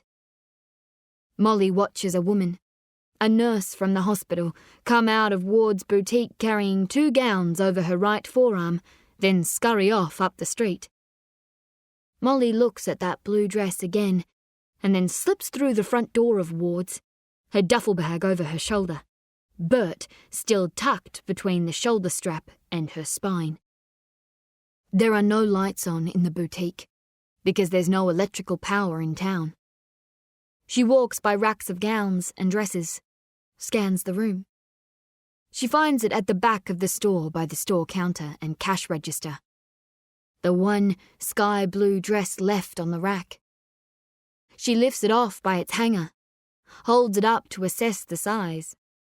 Before trying it on in the change room, she shuffles through a back door that leads to a bathroom where she hopes to quench her thirst and wash the dirt and sweat from her face. But she can only manage a few brief sips of rusty water from a tap that then stops running. In the changing room, she takes off her old boy's pants and soiled work shirt, both heavy with earth and stinking of sweat. She slips into the sky blue dress and turns to face a full-length mirror fixed to the wall. The dress is too big for her, the hemline hanging well below her knees and the shoulder straps almost sliding off her collarbones. But it works, she tells herself. I'll grow into it, she tells herself. I'll grow. She straightens her hair. She allows herself half a smile. The sky-blue satin dress of her dreams. Something to wear through this nightmare. She walks out of the changing room, leaving her old clothes where they lie. Making her way through the boutique aisles, she hears a deafening siren that's so loud it rattles the shop front window. She rushes outside to the footpath. Soldiers and civilians sprinting in all directions. Nurses holding their hats as they run. Soldiers holding their helmets as they run towards defence posts. "They're coming back!" one civilian hollers, tripping over himself as he dashes away from a butcher's shop carrying a ham under each arm. The air raid siren wails again, and Molly turns her eyes to the sky. Another squadron of Japanese bombers approaching from the southwest. More bombers, more than 20 of them, attacking from the northeast. "They're gonna hit the airfield!" a soldier shouts. Then Molly feels as much as she hears the violent pressure wave of patterned bomb drops thudding into Darwin Earth. Flashes of yellow flame light the horizon, and black smoke shrouds the town like a low-hanging cloud from hell. And then, a red utility truck screams to a halt at the side of the dirt street, directly in front of Molly. Greta Mays leans over from the steering wheel and speaks through the open passenger side window. "Get in," she says, a lit cigarette hanging from her lips.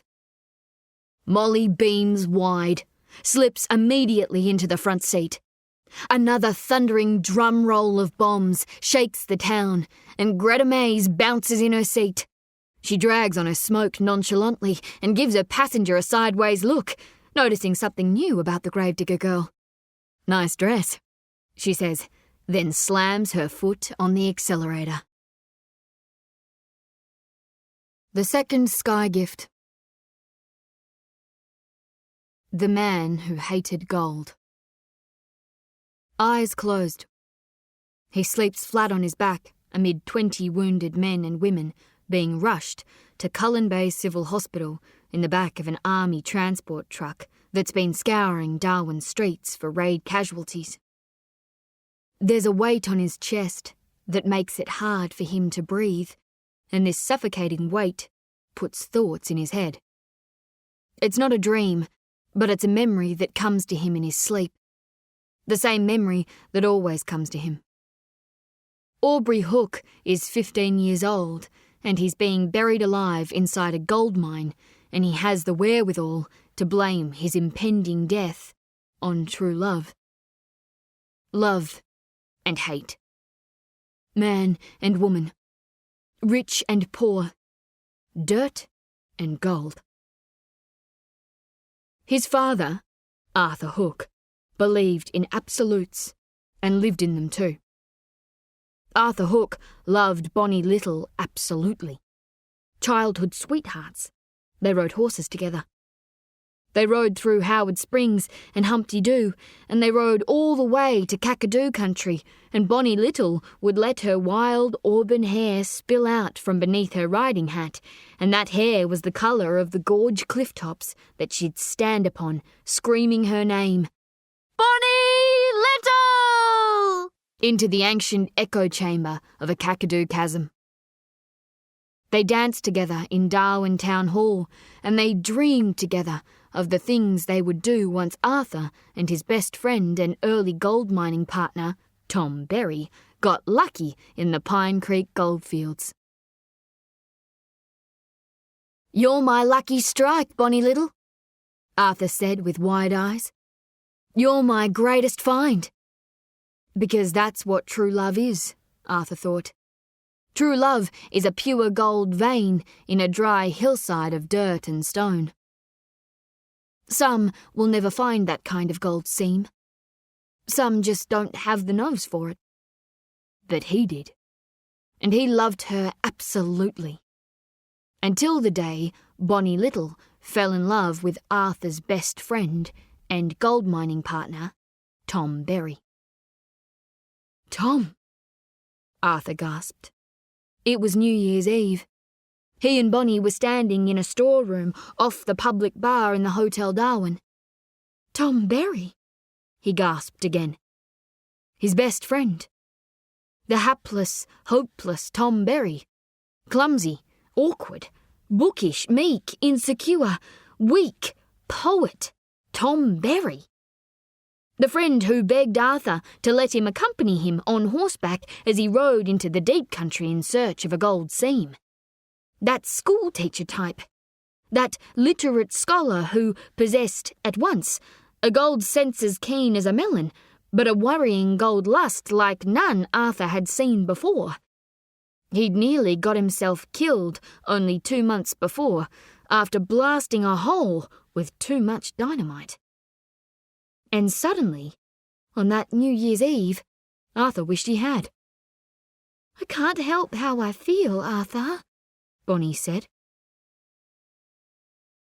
Arthur never believed a word of that sentence that fell so slowly from Bonnie's mouth, because he was a walking example of how a human can, in fact, help how they truly feel. Because he truly felt, every second of every hour of every day after he heard those words, like crushing Tom Berry's skull in two with a large piece of quartz.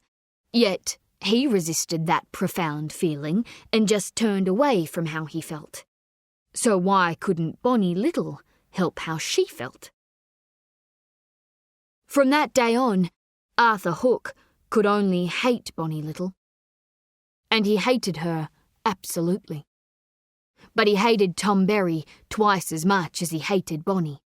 And his hate for Tom Berry bled into what later seemed to his 15-year-old son, Aubrey, to be a hatred for all of life.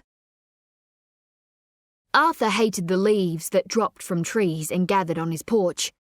He hated horses and the sound their hooves made on concrete. And he hated the smell of their droppings as he meandered through hillside paths and range tracks that he took with his young sons, Aubrey and Horace, on gold prospecting trips through Pine Creek country. He hated the woman he eventually married, June Buttigieg, the only daughter of Stanley Buttigieg, owner-operator of Darwin's fledgling Hollowwood Cemetery. Poor and sorry June, he told himself, with that lazy left eye that always sat like a fallen mango at the bottom of her eye socket whenever Arthur asked her questions about dinner or weather patterns or what it felt like to carry a child inside her belly. The gravedigger's daughter with the dead left eye.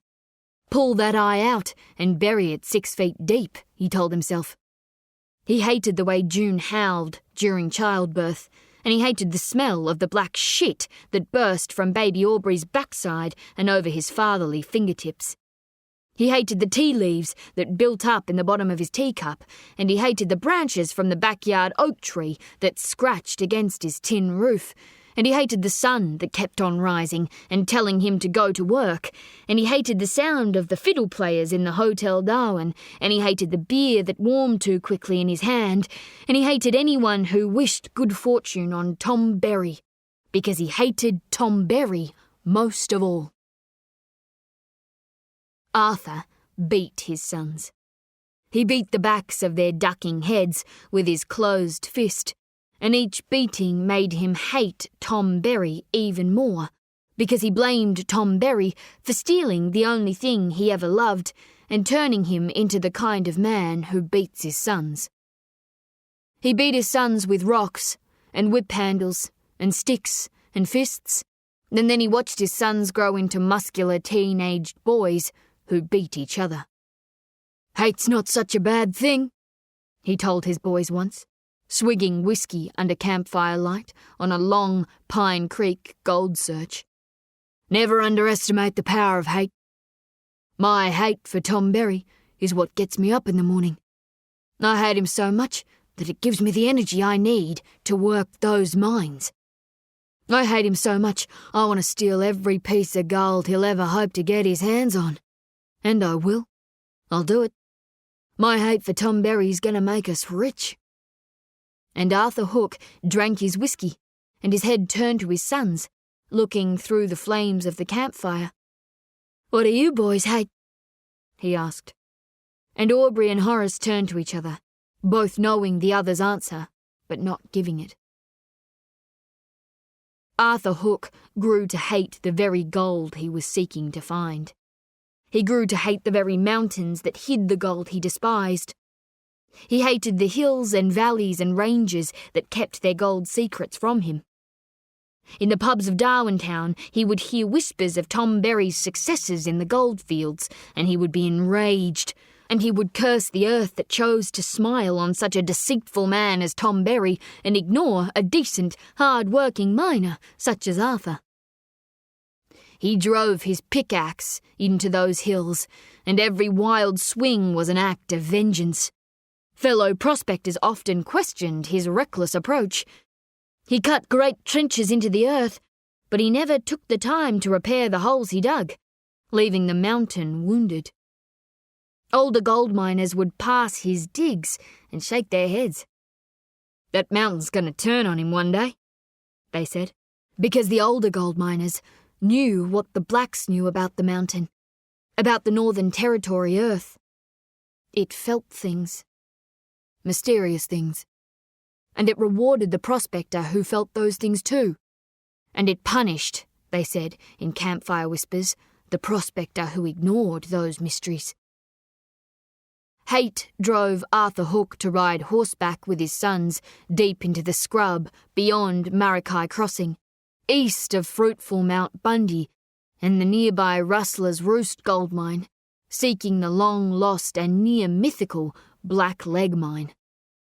It was named after its owner, Percy Blackleg Gould, a seasoned prospector whose left leg had become wedged under a fallen rock in a trench when he was 22.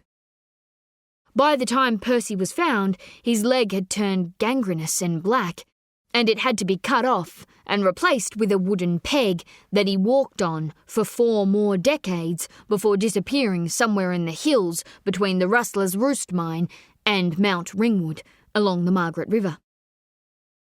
The Black Leg Mine was said to contain great riches, just waiting for anyone brave or foolish enough to try to hack through its unstable and unpredictable rocks. Arthur Hook found what he thought was the Black Leg Mine after he and his sons rode along a precarious cliff-edge track that skirted Dead Bullock Needle, a natural obelisk pointing 150 feet into the sky that wandering and lost cows and sheep have tried and failed to skirt around for centuries, their bones left to rot beside the trunks of tall native trees some 100 yards beneath the cliff-edged needle base. Beyond the needle, along a winding track through thick bush, wide enough for only one horse, Arthur Hook reached the entrance to the mine, a hole in the ground in which stood a long ladder with 40 or so rungs.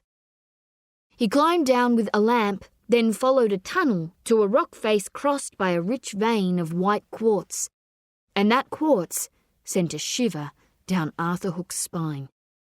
And he knew that shiver for what it meant: gold. He explained to his sons how millions of years ago pockets of liquid had turned solid inside rocks, trapping free-flowing grains and nuggets of gold, and how these gold-bearing quartz veins had waited ever since for the Hook boys to find them and dig them out and make their fortune.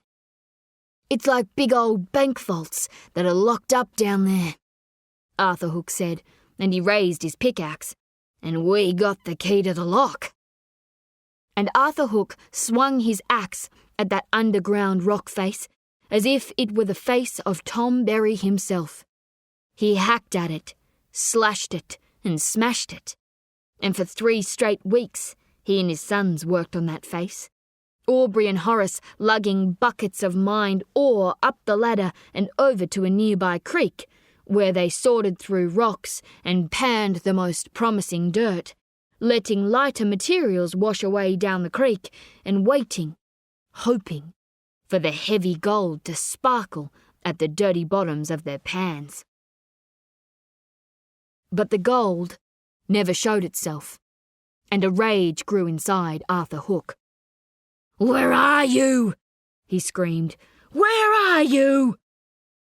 And his axe swung, and the muscles in his wire skeleton and no-meat body tore, and he coughed and spluttered, and all the rock dust he was sucking into his lungs.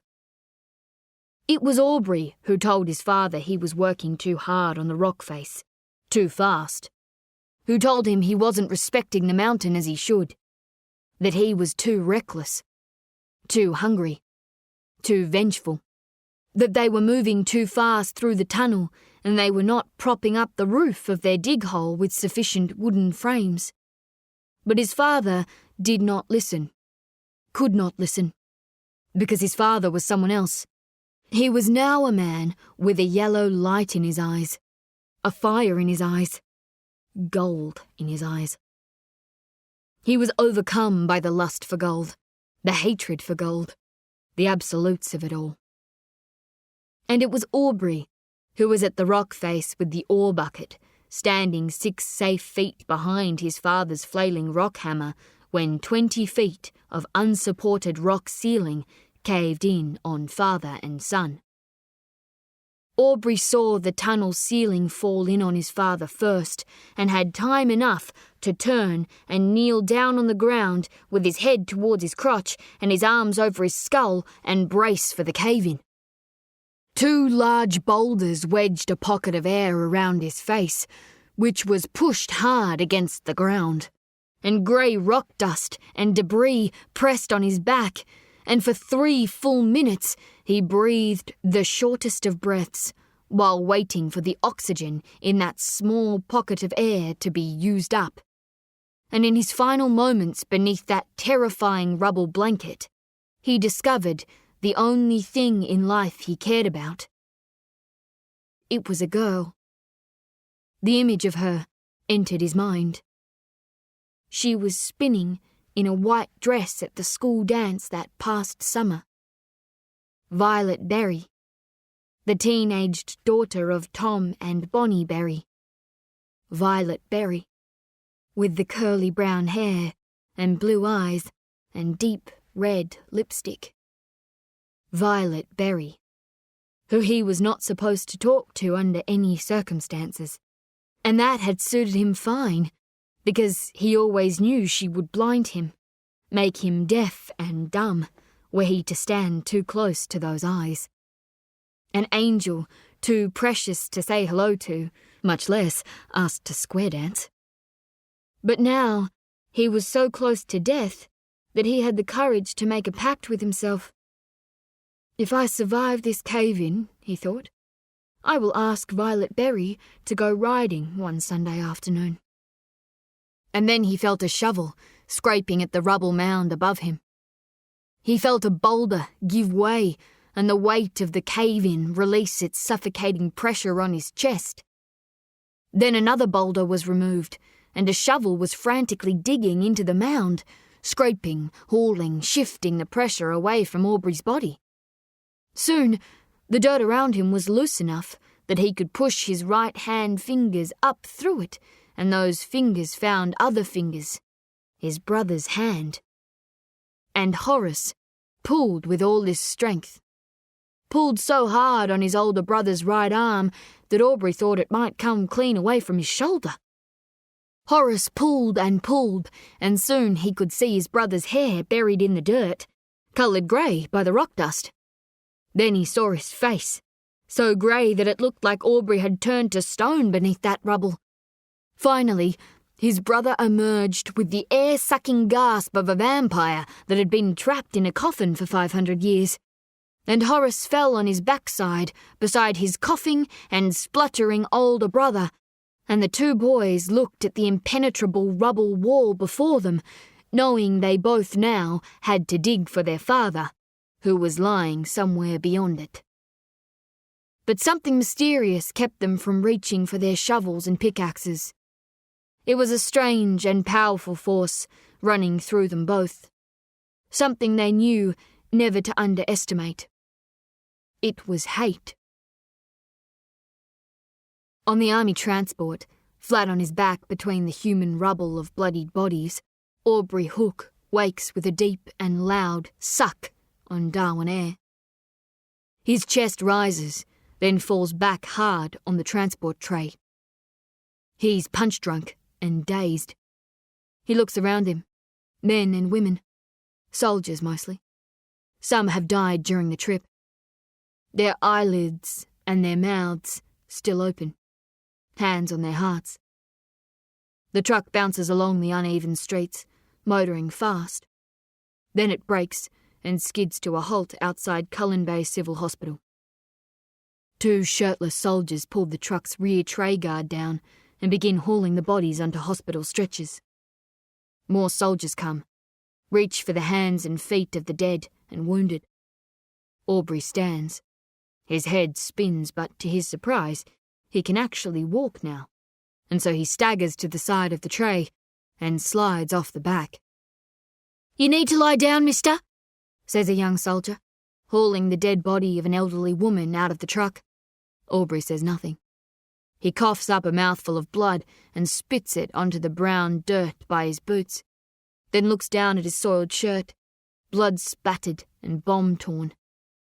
He shuffles away from the army transport, his head turned to the hospital entrance, where nurses and police officers and soldiers carry too many bodies into the casualty ward. Movement all around him, and he moves so slow. 1 foot after the other, finding his balance. In his clouded mind, he tries to find purpose. What just happened? Where was he going? What does he need to do now? And he fixes on an image in his head. Molly Hook and Greta Mays standing over him.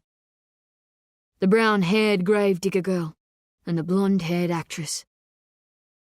There is a temporary medical station under a tarpaulin outside the hospital. A nurse is handing out canvas water bags to soldiers. "I need 2, Aubrey says softly, his body aching with the effort of speaking. A wooden bucket filled with fruit stands beside the nurse's table. Aubrey reaches for a banana and 2 large orange and red mangoes. He sits in the gutter on the footpath outside the hospital and glugs down the water. Sinks his teeth into the skin of a mango and drives his face hard into its juicy flesh like a rabid dog. Only animal now. Primal. A beast with no past. A beast with only one goal. To find the gravedigger girl and the actress. An olive-coloured Model A Ford pulls into the hospital driveway. The driver rushes around to the rear left passenger door, grabs the hands of a wounded man in a suit and drags him cumbersomely out of the seat. Aubrey recognises the driver as Frank Roach, one of the business managers at the Bank of New South Wales on Smith Street. Frank Roach pants and strains as he drags the body of his friend along the ground, his arms hooked under the man's armpits. Roach spots Aubrey watching him from the gutter. "Oh, don't just sit there," he barks. "Help me, damn it!" Aubrey shuffles over wearily, lifts the man's legs and helps place him on a stretcher at the hospital entrance. "Thank you," a breathless Roach says to Aubrey, who nods silently. Roach follows 2 soldiers as they drag the stretchered man into the casualty ward. Aubrey turns away from the hospital and returns to the fruit and water bags he has left by the gutter. Then he walks casually to the driver's side of Frank Roach's Model A Ford. He starts the car and coughs up another mouthful of blood that he spits out the window. Only animal now. He slams his foot on the accelerator and the wind through the car window refreshes him. But there is something more mysterious than wind keeping him upright, keeping him breathing in one last buried pocket of air. Something dangerous and energising that is fueling him from the inside. And as the Ford speeds south out of Darwin, he knows this mystery force for what it is. He learned long ago not to underestimate its power. Only animal now. Only hate. 9 northern dingoes. Her face is stained with the stomach blood of the wallaby she ate yesterday. She doesn't bark, she moans. and the sound of that moan tells the younger ones in the pack that she is second in charge behind her partner, the dominant male, who walks ahead. Her coat is fire-coloured, but the fur on her feet is the colour of snow. She knows a ripple of disharmony has spread through the pack. The dry season was lean, and she was forced to kill the newly born pups of another pack mother, as much to maintain her own authority as to allow the spoils of pack kills to spread further. She's been walking through the boggy wetlands for most of the day, and she is hungry and tired and wants to go home. But ahead, her partner stops behind the screen of a purple turkey bush, so she snorts twice and the rest of the pack instantly freeze behind her. She lightens her step and moves to her partner, stopping when her nose reaches his right hind leg. She is old, but she is younger than him and has better vision, and she sees immediately the subject of his gaze. A field of bush apple trees in the distance, the likes of which neither of them has ever seen. The trees are so plentiful and so closely bunched together that the apples on their branches have formed a vast red apple roof that is now sheltering a small herd of wild water buffalo at rest. She purrs softly to her partner, informing him that she, too, can see the buffalo calf drinking from a small water build-up some distance away from the rest of the herd. She can twist her neck to face almost directly behind her, and her feet do not even move when she turns to signal to the rest of the pack that it's time to hunt. Tear-driven. Momentum. No going back, Molly, she tells herself. For the first time in your life, you are only moving forward. You might have a copper pan scrawled with directions, but there is only one way to go now. Here to there. Molly to Bob. No going back. An avenue of creamy pink Northern Territory salmon gums and a red utility truck running between them on a narrow and damp red dirt road, filled with dry holes and full puddles. Beyond the scrub to Molly's left is the rail line running south to Alice Springs. Momentum. Destiny. She feels this. Every moment in her life unfolding precisely as it needed to in order to place the gravedigger girl right here, in a fast car beside the actress. Faster, Molly says. You want to drive? Greta responds, weaving the vehicle through deep potholes in the road. She brakes at a flooded road crossing. We can make it across, Molly says. What makes you so sure? Greta asks. Because we're meant to make it across, she says. We've only just begun. There's no way they'd make us stop so soon when we've only just begun. Who's they? Everybody, Molly says. Everything. Greta hits the accelerator and the truck powers into a stretch of floodwater that rises above its old worn rubber tyres and halfway up the front grille. More gas, and Greta keeps the steering straight, and Molly gives her driver an encouraging pat on the shoulder. Almost there, she says. Keep going. The car feels like it will stall, but Greta presses harder on the accelerator and the wheels grip the road and the truck lurches back out of the flooded crossing. Molly claps her hands. Pass me one of them smokes, will ya? Greta asks. Molly taps a cigarette from Greta's pack and lights it for her with 2 confident strikes of a match.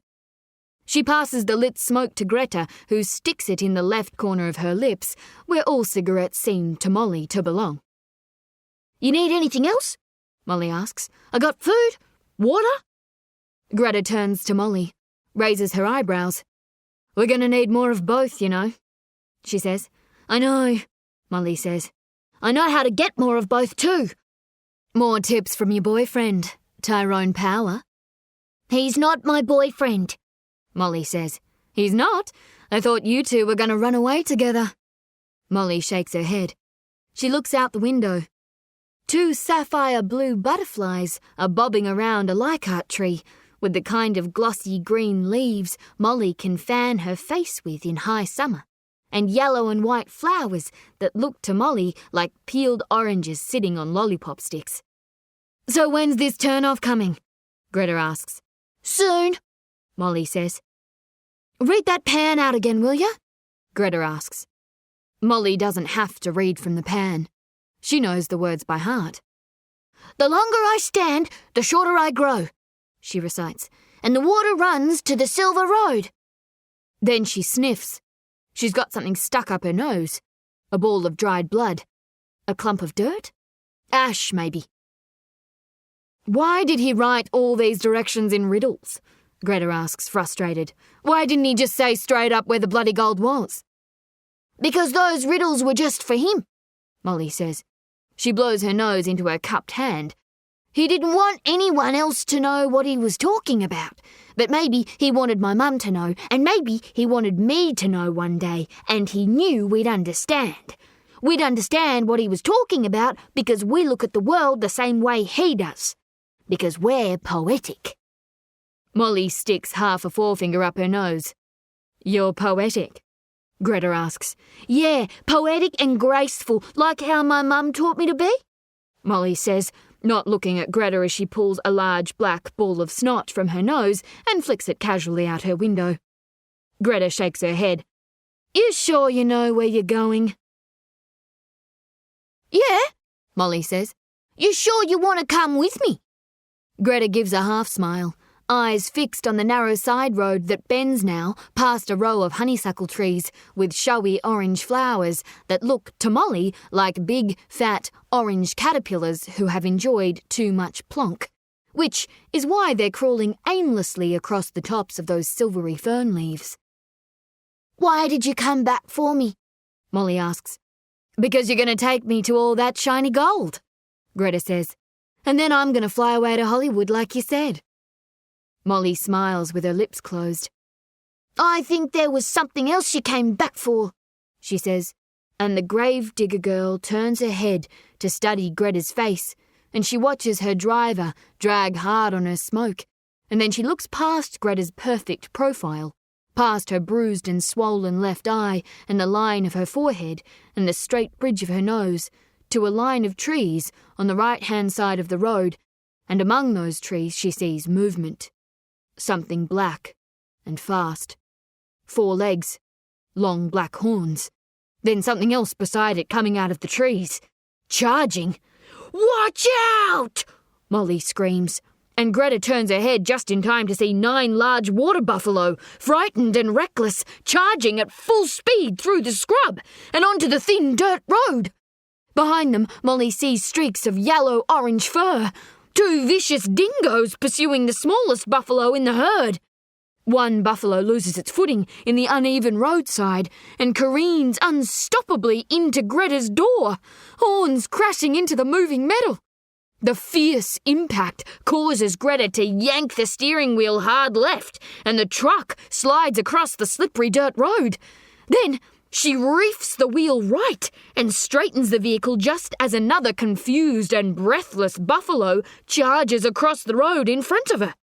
Greta instantly turns hard right again, sending the truck flying down the sharp incline at the side of the road towards a thick cluster of stringy bark trees. Then she stamps on the flat metal brake lever and the utility glides on the wet grass until it crashes hard into the trees. Though, thankfully, not hard enough to make Molly's forehead traverse the mere 3 inches of air required for her head to make contact with the windscreen. The buffalo charge on and through the wall of scrub lining the left side of the road, and Greta's neck whips back and forth, and she's so disturbed by what's happened that her fingers remain fixed to the steering wheel. She drops her head, breathes deeply. Then she says, "Let me get this straight. We just survived an aerial bombing from the Japs, right?" "That's right," Molly says. "Then we set off in search of buried treasure." "That's correct." "Then we got attacked by a bunch of wild water buffalo." "I wouldn't say attacked," Molly says, but definitely fair to say we were charged by about 10 water buffalo. What now? Greta asks. Now we walk. Molly grips Bert the shovel and grabs the shoulder strap of her duffel bag. She slips out of the truck and closes the door, turns to talk through the open window. I'm glad you came back for me, Greta. I wish I could say the same thing, Molly, Greta says, resting her head in her hands. I know why you came back for me, Greta. You do, Greta replies, rubbing the whiplashed muscles in her neck. You were worried about me, Molly says, and that thought makes the gravedigger girl smile as she walks on down the narrow road. Greta watches the girl through 2 cracks that now curve across the windscreen. That strange child. Every last dark thing she's witnessed so far today. And she wonders what mysterious, unstoppable force must be flowing inside that girl to make her do what she is doing up there on that road now. The gravedigger girl is skipping. An empty dirt road separating bushland walls of banksias with furry yellow flowers that stick out from their branches, like hot corn cobs spitting butter. And these trees grow beside weeping paperbark shade trees that do their grieving in the open through outbursts of creamy white flowers that look to Molly like Greta Garbo's eyelashes when they flutter in silver screen distress. You ever been in deep country? Molly asks, using Bert the shovel as a walking stick. Can't say I have, Greta says, her eyes on the growing amount of road dirt flicking up on her canvas saddle shoes. You're gonna love it, Molly says. There's so many things you can see there. It's like a different world once you're really inside it. There's magic in there, Greta. You can start to see things the way the animals see things. Sounds like you've been in deep country many times, Greta says. Yeah, Molly says, marching on. In my head I have. Brute wandering. Molly knows the secret to a long walk. Never think about the destination. Just think about the air in your lungs, the motion of your arms and legs. There is a rhythm to it, and once you have found it, that rhythm can tick-tock through time forever. She loves the great riddle of walking. The more you take, the more you leave behind. Footsteps. And she looks behind her to see her footsteps stretching as far as she can see, along the road that winds back through ironbark borders. Don't think of the destination. Think of the red-tailed black cockatoo up there in the stringy bark, with scarlet panels beneath its tail flaps, like fire is fueling its takeoff. And marvel at the way it flies through the sky. It doesn't fly like falcons and kites fly. Instead, its wings work hard, like the bird is rowing through the sky. Rowing upstream through air. Cockatoo! Molly points. Woo-hoo, Greta says, slapping a fat mosquito with an abdomen full of her own blood. We any closer to this turn-off? Yep, Molly says, but her attention is taken by something resting on the branch of a billy-goat plum tree. Stick insect, she whispers, approaching the cryptic creature with soft footsteps. The insect is the same straw colour as the branch it rests on. This fella has the most beautiful colouring hidden under his wings, Molly says. Listen, kid, are you going to stop and gaze at every little creature you find among the trees? Greta replies. Just the ones worth gazing at. Molly beams, then moves closer to the insect. You ever wonder why things are the way they are, Greta? She whispers. What if this fella was supposed to be right here on this leaf in this very moment? What if he was put here to remind you and me about something? Like what? Greta asks. Like how pretty it all really is, Molly replies. Who decided that gold would be worth so much anyway?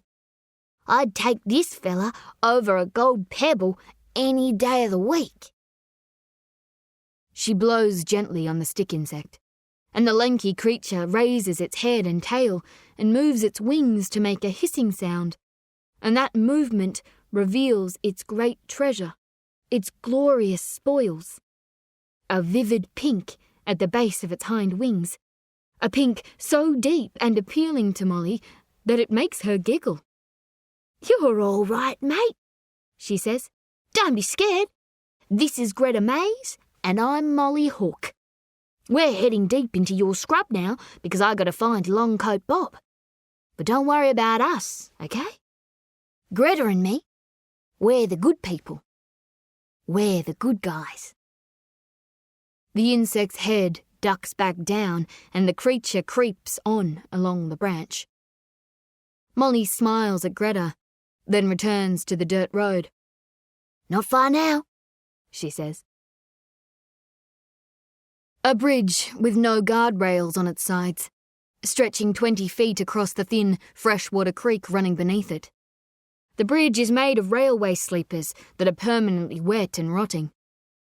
Molly stops in the middle of the bridge and she rests her backside on the edge of a sleeper, letting her legs and her dig boots dangle over the creek. From her duffel bag, she pulls her water bag and glugs down 4 mouthfuls of rusty Darwin tap water, before throwing the bag to Greta, who splashes water across her sweaty face and enjoys a refreshing drink. "The longer I stand, the shorter I grow," Molly recites. She opens a small tin of pineapple pieces with a rusted can opener, sucks the syrupy juice down first, and lifts the wedges of preserved pineapple to her mouth with grubby fingers. Her eyes follow the flow of the creek, which disappears into a tunnel of foliage, where monsoon vines and scrub and weed have woven together to create a perfect cylinder that snakes off into the blackness. That tunnel, Molly thinks, could be just big enough for the old Garn train to Adelaide to run through. "They say you can't see nothing in the daylight further up this creek," she says out loud. "It gets so dark up there you need a candle to find your way out, even in the daytime." Molly looks round at Greta. "That's how it got its name. Candlelight Creek." She turns back to the tunnel. "The longer I stand, the shorter I grow," Molly repeats. Greta nods her head, something dawning on her. "A candle," she says. Molly nods. "Candlelight Creek, the water that leads to the Silver Road." "You plan on walking up there?" Greta asks. "That's the way to the Silver Road," Molly says. Greta feels a cold shiver in her bones. "It gives me the willies," she says, looking deep into the tunnel. "You ever been up there?" "My dad told me never to walk up Candlelight Creek," Molly replies. "Why?" "He said it's very dangerous." "What makes it so dangerous? What's up there?" "Dunno." "What do you mean you don't know?" "Dad never told me." "Why not?" "I was never supposed to go up there, so why would he tell me what's up there?" Molly stands and grips Bert the shovel tight as she slides down a steep, mossy embankment connected to the side of the bridge, which leads to a path running adjacent to Candlelight Creek. "Maybe we should respect your father's wishes," Greta says, standing nervously at the top of the embankment. "Silver Road's the only way to your gold," Molly says. "And wherever that gold is, I reckon Longcoat Bob won't be too far from it." Greta stares deep into the tunnel of foliage, her bones tingling. "You got any candles?" she asks. The deep country creaks and moans. Soon, the gravedigger girl and the actress are so far up Candlelight Creek they can no longer see where the creek begins or ends. The water is clear, but there's so little light under the archway foliage that the creek looks black and glassy. The thick monsoon vine forest lining the creek narrows and encloses to a kind of natural and suffocating tube of wild growth, only 10 feet wide in some parts, their feet stepping and sliding over moss-covered bank boulders lining the water. The relentless ear scratch of cicadas, the smell of mud and earth and mangrove. Greta's foot slips on the slimy buttress root of a blush satin ash tree, and her increasingly damaged saddle shoes land in the shallow left edge of the creek. Gripping the handle end of Bert the shovel, which Molly extends to her, she pulls herself back out. "Why do you want to find this long coat bob so bad anyway?" Greta asks. Molly pauses to think on this. "I'm gonna ask him to lift the curse," she says. Greta takes a moment to get her breath. "You know, Molly, there's such a thing as rotten luck, and it's a fact of life that it lands on some people more regularly than others." Another deep breath. Molly nods. "I know." "Do you think we should talk about what happened to your dad back there?" Molly turns, looks back up the creek. "Nah, I don't think we need to talk about that." She moves on. Thick jungle now. A closed canopy of palms and ferns and wild weed. Strangler figs germinating in the forks of trees, their aerial roots wrapping round their life-giving hosts and slowly killing them. Vines and climbers merging and turning into suffocating monsters in the dark that seem to whisper to each other.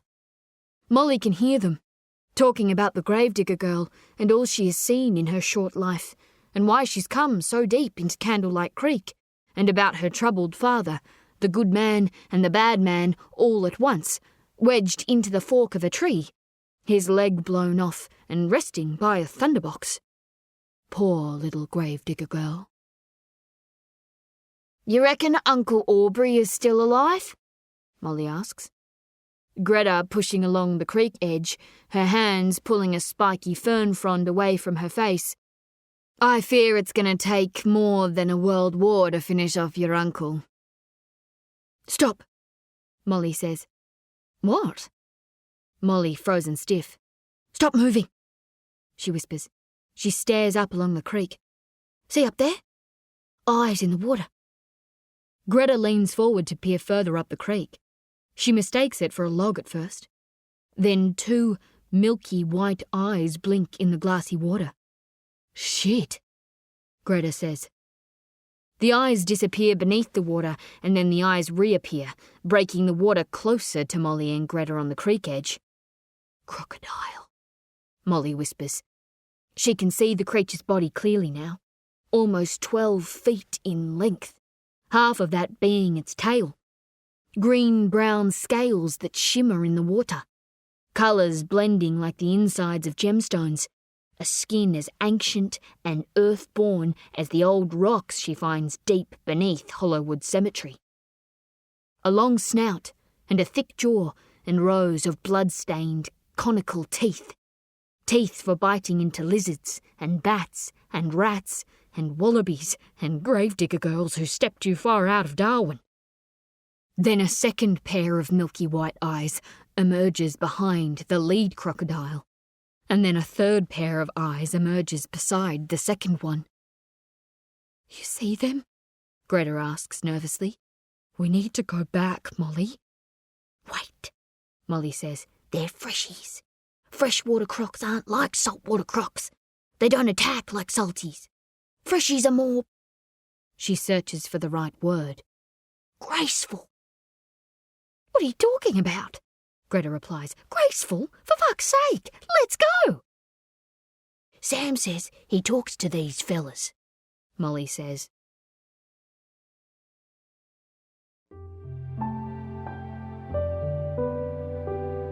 This is the end of CD 5. The book continues on CD 6.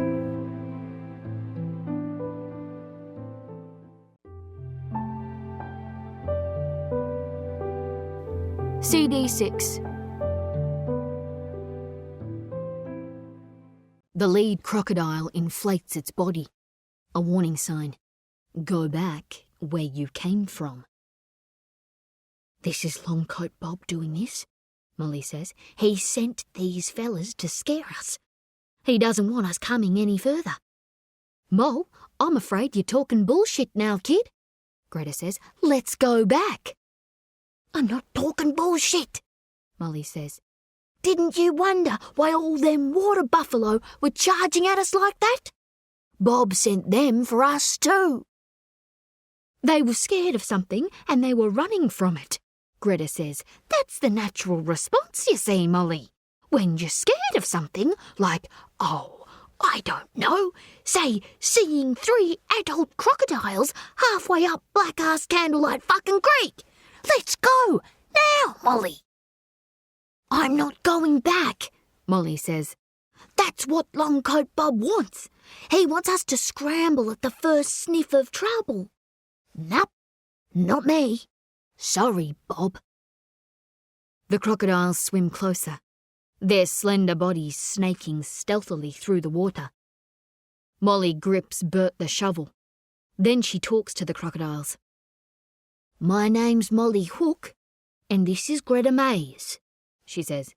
The 3 crocodiles pause in the water, all eyes on the humans.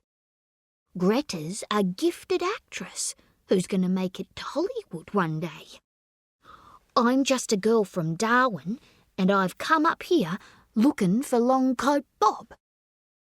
Molly waits for a response from the crocodiles, but they say nothing. The Japs bombed Darwin all to hell. She breathes deep, thinks of something else to say. They blew my dad to bits. I found him in a tree. That bomb must have lifted him right up off the ground. Greta moves closer to Molly now. She rests a hand on the girl's shoulder. My dad was all right. He had his problems, but he still loved me. He did. And Molly wants to cry in front of these crocodiles. And maybe this is what people mean when they talk about crocodile tears. What you shed when you talk to crocodiles about your dead dad. Cry, Molly. Cry. They'll let you pass if you cry for them. Cry, Molly. Cry. But she can't. And she tilts her head up to find the sky, but there's no sky to be seen this far up Candlelight Creek. So I'm going to ask Longcoat Bob if he could stop all the bad things that keep happening to me, Molly says. And if you fellas could just sit right there and let us pass, we'll walk on up this creek and we'll thank you for your grace. Molly waits for a response. The crocodiles lie still, and Molly nods her head confidently. She fixes the strap on her duffel bag, pulls it tight over her shoulder. She grips Bert the shovel in both hands like a spear, and she walks on along the creek edge. Follow me. Now, Molly whispers to Greta under her breath. Greta watches Molly walk innocently, almost casually, past the crocodiles, and she follows hurriedly in her footsteps. Her eyes can't help but turn to the trio of toothy creatures, who remain deathly still as their eyes, 3 sets of cold and ghostly and milky eyes with dark, coin-slot pupils, follow every last movement of the actress's clumsy course across the slippery ancient rocks that line their creek home. Greta moves so fast that she eventually overtakes Molly. Faster! Greta says, faster! 40 more minutes of walking and the creek bends away to the right, and Greta can see a patch of grey light at the end of the tunnel. Come on, she says. We're almost out. She hurries along the creek bank, her movements more assured now. Greta, in a summer satin dress, emerald-coloured, which shimmers when it finally finds the light of a clearing that extends from the end of the suffocating tunnel to a vast freshwater floodplain covered in pink and red lotus lily flowers that stand tall out of submerged rootstocks connected to smooth, green, rounded leaves, so wide and flat they look to Molly like circular steps she could walk on to make her way across the deepest wetland pools. Look at this place! Greta screams. The actress starts to run, and she breathes the wetland air deep into her lungs, and she raises her arms to the sun. To her left is a billabong of vivid water lilies, like something from her wildest twilight dreams. Perfect suns of gold rising from the centre of each purple flower. To her right is a field of white snowflake lilies, their showy flowers like ostrich feathers, made of the desiccated coconut flakes in which she rolls her freshly iced lamingtons on a lazy Sunday afternoon. "What is this place?" Greta hollers back at Molly, and Molly screams back to the actress in delight, "It's Australia!" They walk on for a few miles, their shoes sloshing through thick green grass that grows from water that in places reaches up to Molly's kneecaps. It is at least cooling. Greta cups 3 handfuls and splashes them across her face. At a small build-up of water in a circle of speargrass, Molly kneels down with her grandfather's prospector's pan and washes away the hard cemetery earth that masks the mysterious etchings on its battered underside. Greta stands at Molly's shoulder, drinking from the water bag. Molly studies the pan. It's smaller than she remembers it being. She runs her fingers over the etched words her grandfather wrote to himself, and maybe, just maybe, to his daughter and his daughter's daughter. "The longer I stand, the shorter I grow, and the water runs to the silver road." Molly's dirt-caked forefinger traces the carefully drawn line that meanders down the circular base, taking occasional lefts and rights to a second set of words. West where the yellow fork man leads, east in the dark when the wood bleeds. The line is like a road, and the sets of words are like rest stops along that road. "This pan was a gift to me when I was 7 years old," Molly says. "My mum called it a sky gift. She said there are gifts that are always falling from the sky. This was one of the gifts that fell from the sky just for me, Greta. I looked up at the sky, and when I looked down again, my mum had disappeared into the bush, and I never saw her again. Then I turned around, and this pan was lying at my feet. I reckon she wanted me to have it, but I don't know why she wanted me to have it." "Maybe she wanted you to go find that gold for yourself," Greta says. "Maybe this pan is your inheritance. She wanted to give you something before—" Greta doesn't finish that sentence. "Before what?" Molly asks. "Before she had to go away." Molly scratches at the pan, soaks it in the water again, scrubs it with her fingers. "I think she wanted me to find Longcoat Bob," Molly says. She soaks the pan again, and a third set of words reveals itself in the afternoon light. "City of stone, 'tween heaven and earth, the place beyond your place of birth." Greta kneels down beside Molly for a closer look. "The place beyond your place of birth?" Greta considers. She dwells on this for a moment. "Where was your grandfather born?" "He was born in Halls Creek, across the border in Western Australia," Molly says. "Where were you born?" Greta asks. "I think I was born in Darwin Hospital like my mum," Molly says. "You got any idea what he's on about?" "Not yet," Molly replies. "We haven't gone deep enough yet to find out." She soaks the pan again, scrubs at the bottom of the base, and holds the pan up to the light once more. Her forefinger runs along more newly revealed words, and the mystery of them sends a shiver down her 12-year-old spine. "Own all you carry all you own. Step inside your heart of stone." "What's that supposed to mean?" Greta asks. "That's what Longcoat Bob said he was going to do with his curse," Molly says. "He said he would turn our true hearts to stone." Molly thinks of the blood-red rock she's carrying inside her duffel bag. "But how do you step inside a heart of stone?" Greta asks.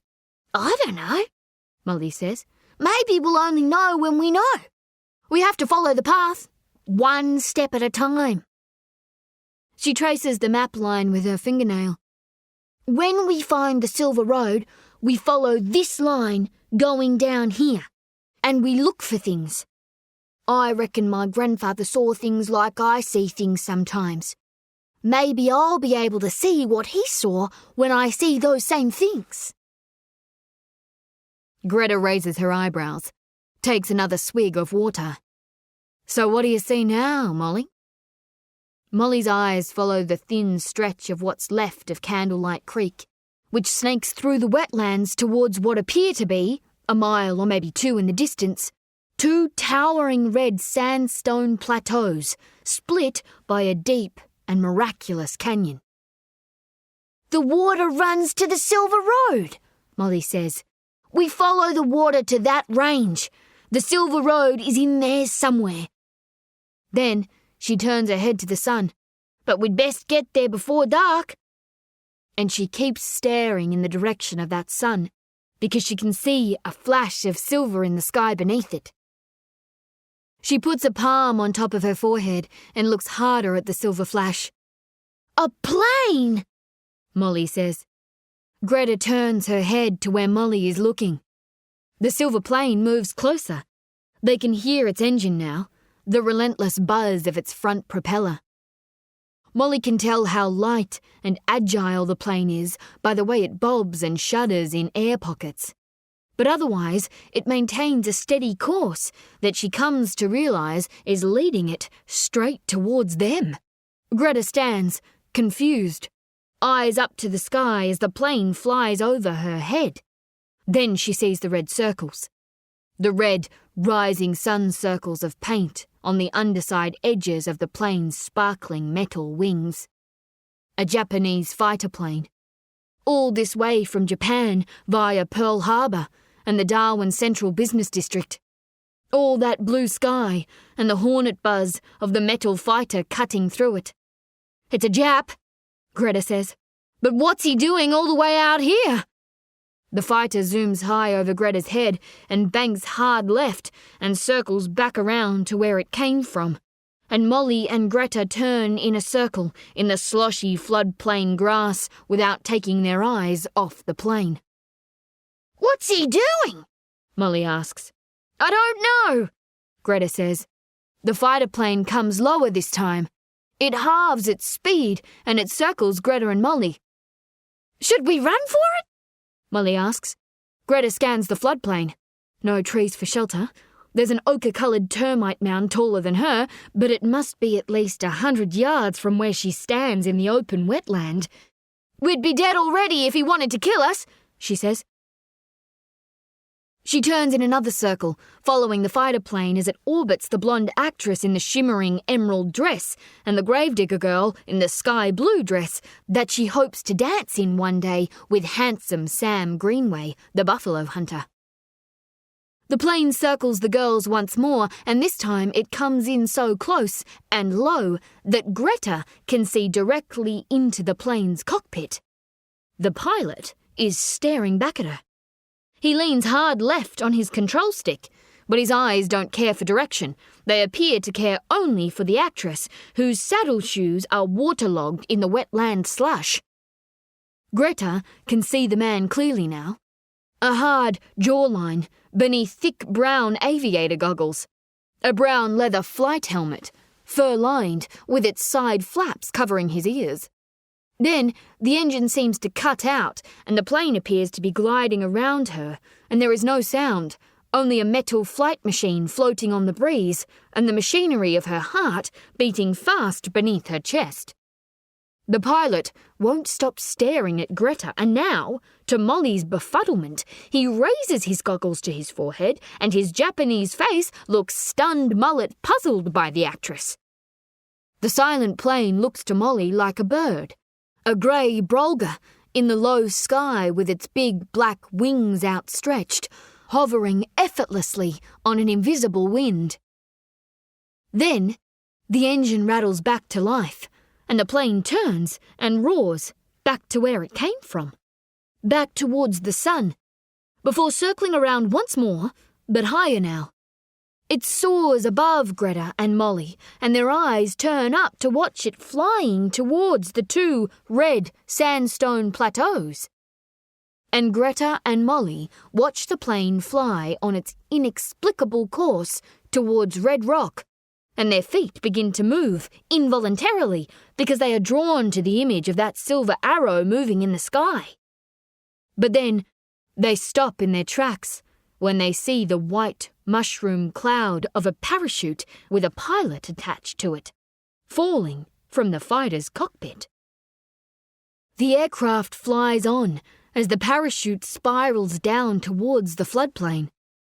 Beyond the parachuting pilot, the plane nosedives in a great arc towards the plateaus, and it must be moving at 200 miles an hour or more when it meets a craggy outcrop of red rock and explodes into a brief ball of flame. Molly looks back to the pilot falling from the sky, and her feet want to move faster now. These feet have their own instincts, and she follows them. "Wait, Molly!" Greta calls. "Come on, Greta!" Molly says, sprinting across the floodplain.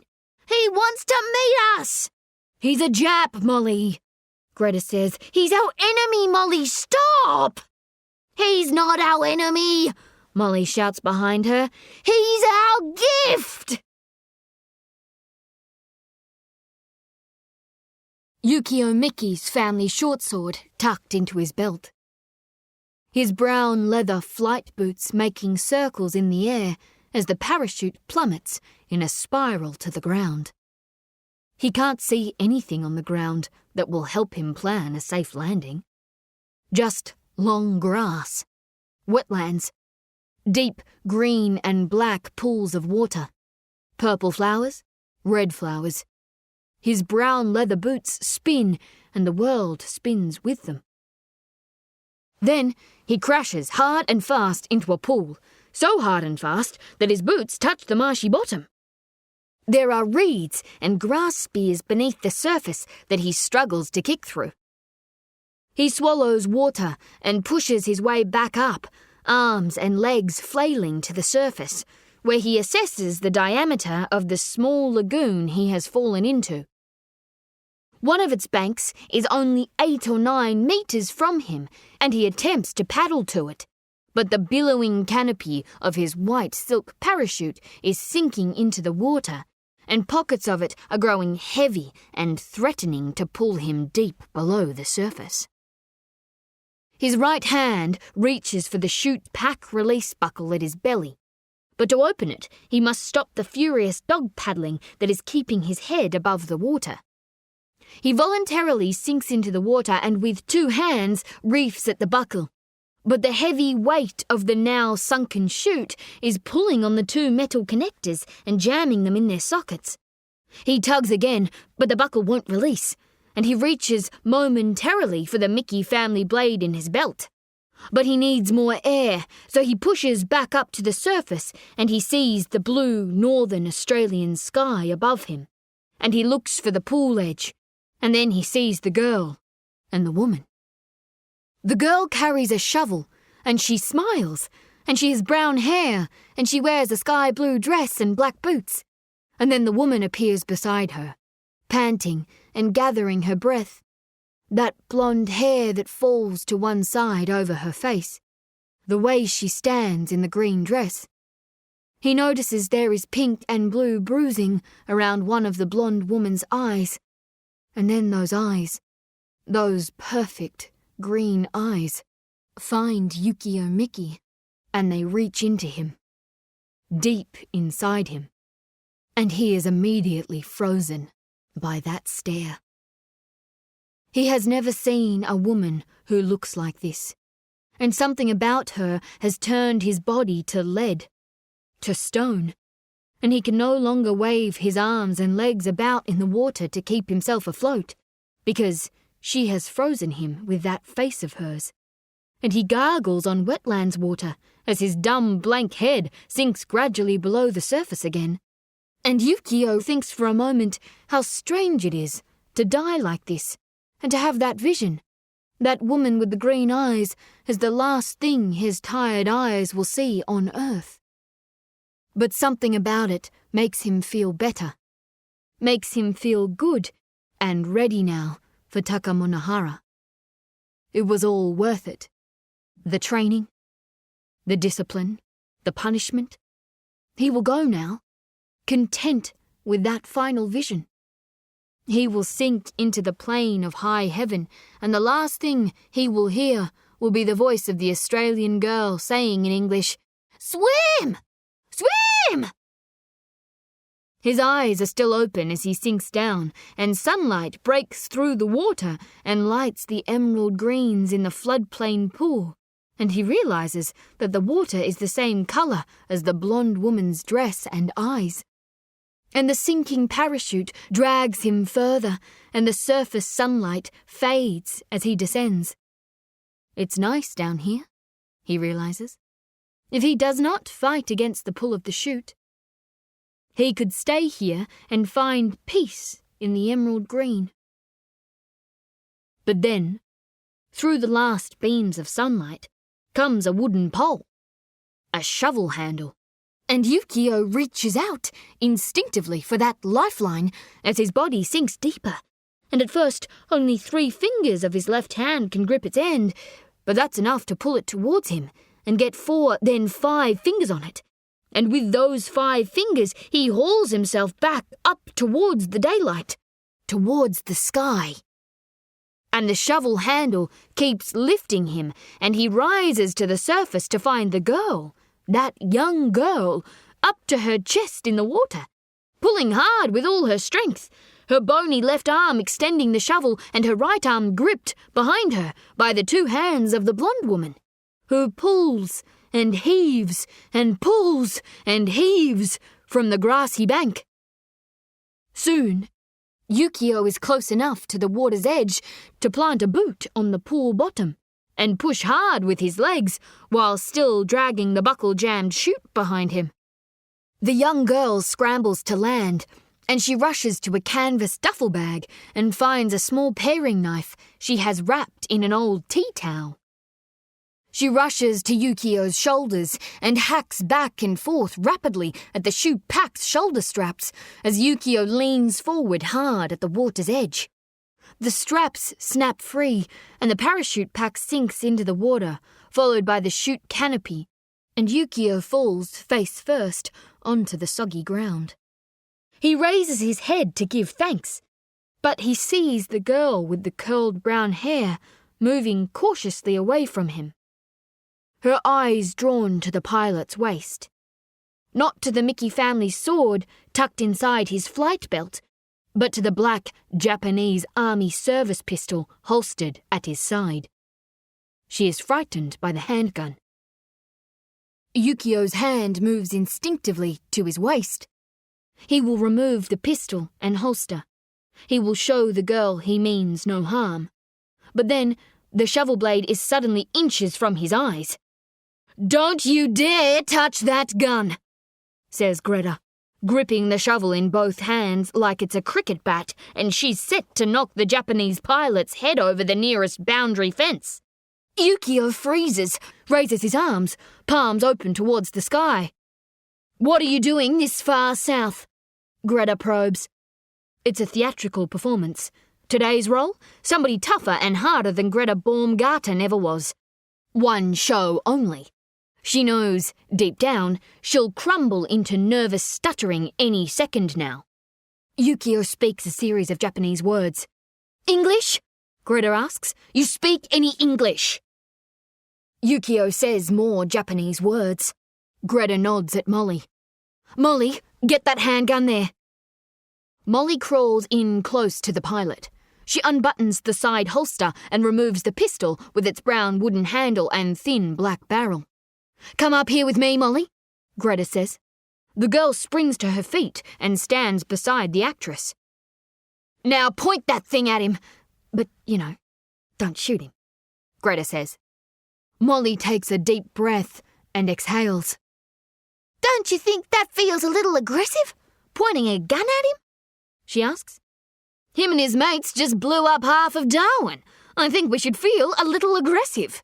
Greta says, if he moves, shoot him in the legs. I can't be sure I'll do that, Greta, Molly replies. I'll be aiming for his legs, but I'll probably get him in the head or something, and I don't want to kill any human being, even if his mates did blow up the milk bar on Bennett Street. From the ground, Yukio's squinting eyes look up into the sky as he slowly raises his hand and points between Molly and Greta. Hikoki, he says, softly, his finger pointing towards the falling sun. He makes the hand gesture of a plane moving through the sky. Hikoki. Molly and Greta turn their heads instinctively towards where Yukio is pointing and see nothing but blue sky. And Molly turns back just in time to find Yukio engaging her in a silent wrist bend, and then a near-invisible leg sweep that lands her, in the space of half a second, flat on her back and disarmed. Yukio now stands pointing his pistol at Greta. How did you do that? Molly asks, awed and elated. That was incredible. Yukio points at the shovel in Greta's hands, waves 2 fingers towards himself as he holds out his free left hand. Greta hands the shovel to the pilot. Yukio passes it straight to Molly. Doku ni iku no, he says, nodding. Molly takes the shovel. She remembers to be graceful. Thank you, she says to the fallen pilot. You don't have to use your manners around cold-blooded killers, Molly, spits Greta. Yukio waves the gun at Molly, directing her to move back beside Greta. Yukio stands soaking wet in his flight uniform, goggles on his forehead, keeping his dripping, fur-lined flight helmet in place. Not a single line on his face. High cheekbones and cheeks that would be fuller if he ate more. A large, deep brown freckle on his right cheek and 2 smaller ones above his top lip. He points at Greta and Molly. Doku ni iku no? He asks sharply. He points at them again. Then he gestures a walking motion with his left hand forefinger and middle finger. Australians. Then another walking finger gesture. Where are we going? Molly offers courteously. Yukio nods. Molly nods enthusiastically. She holds up a finger.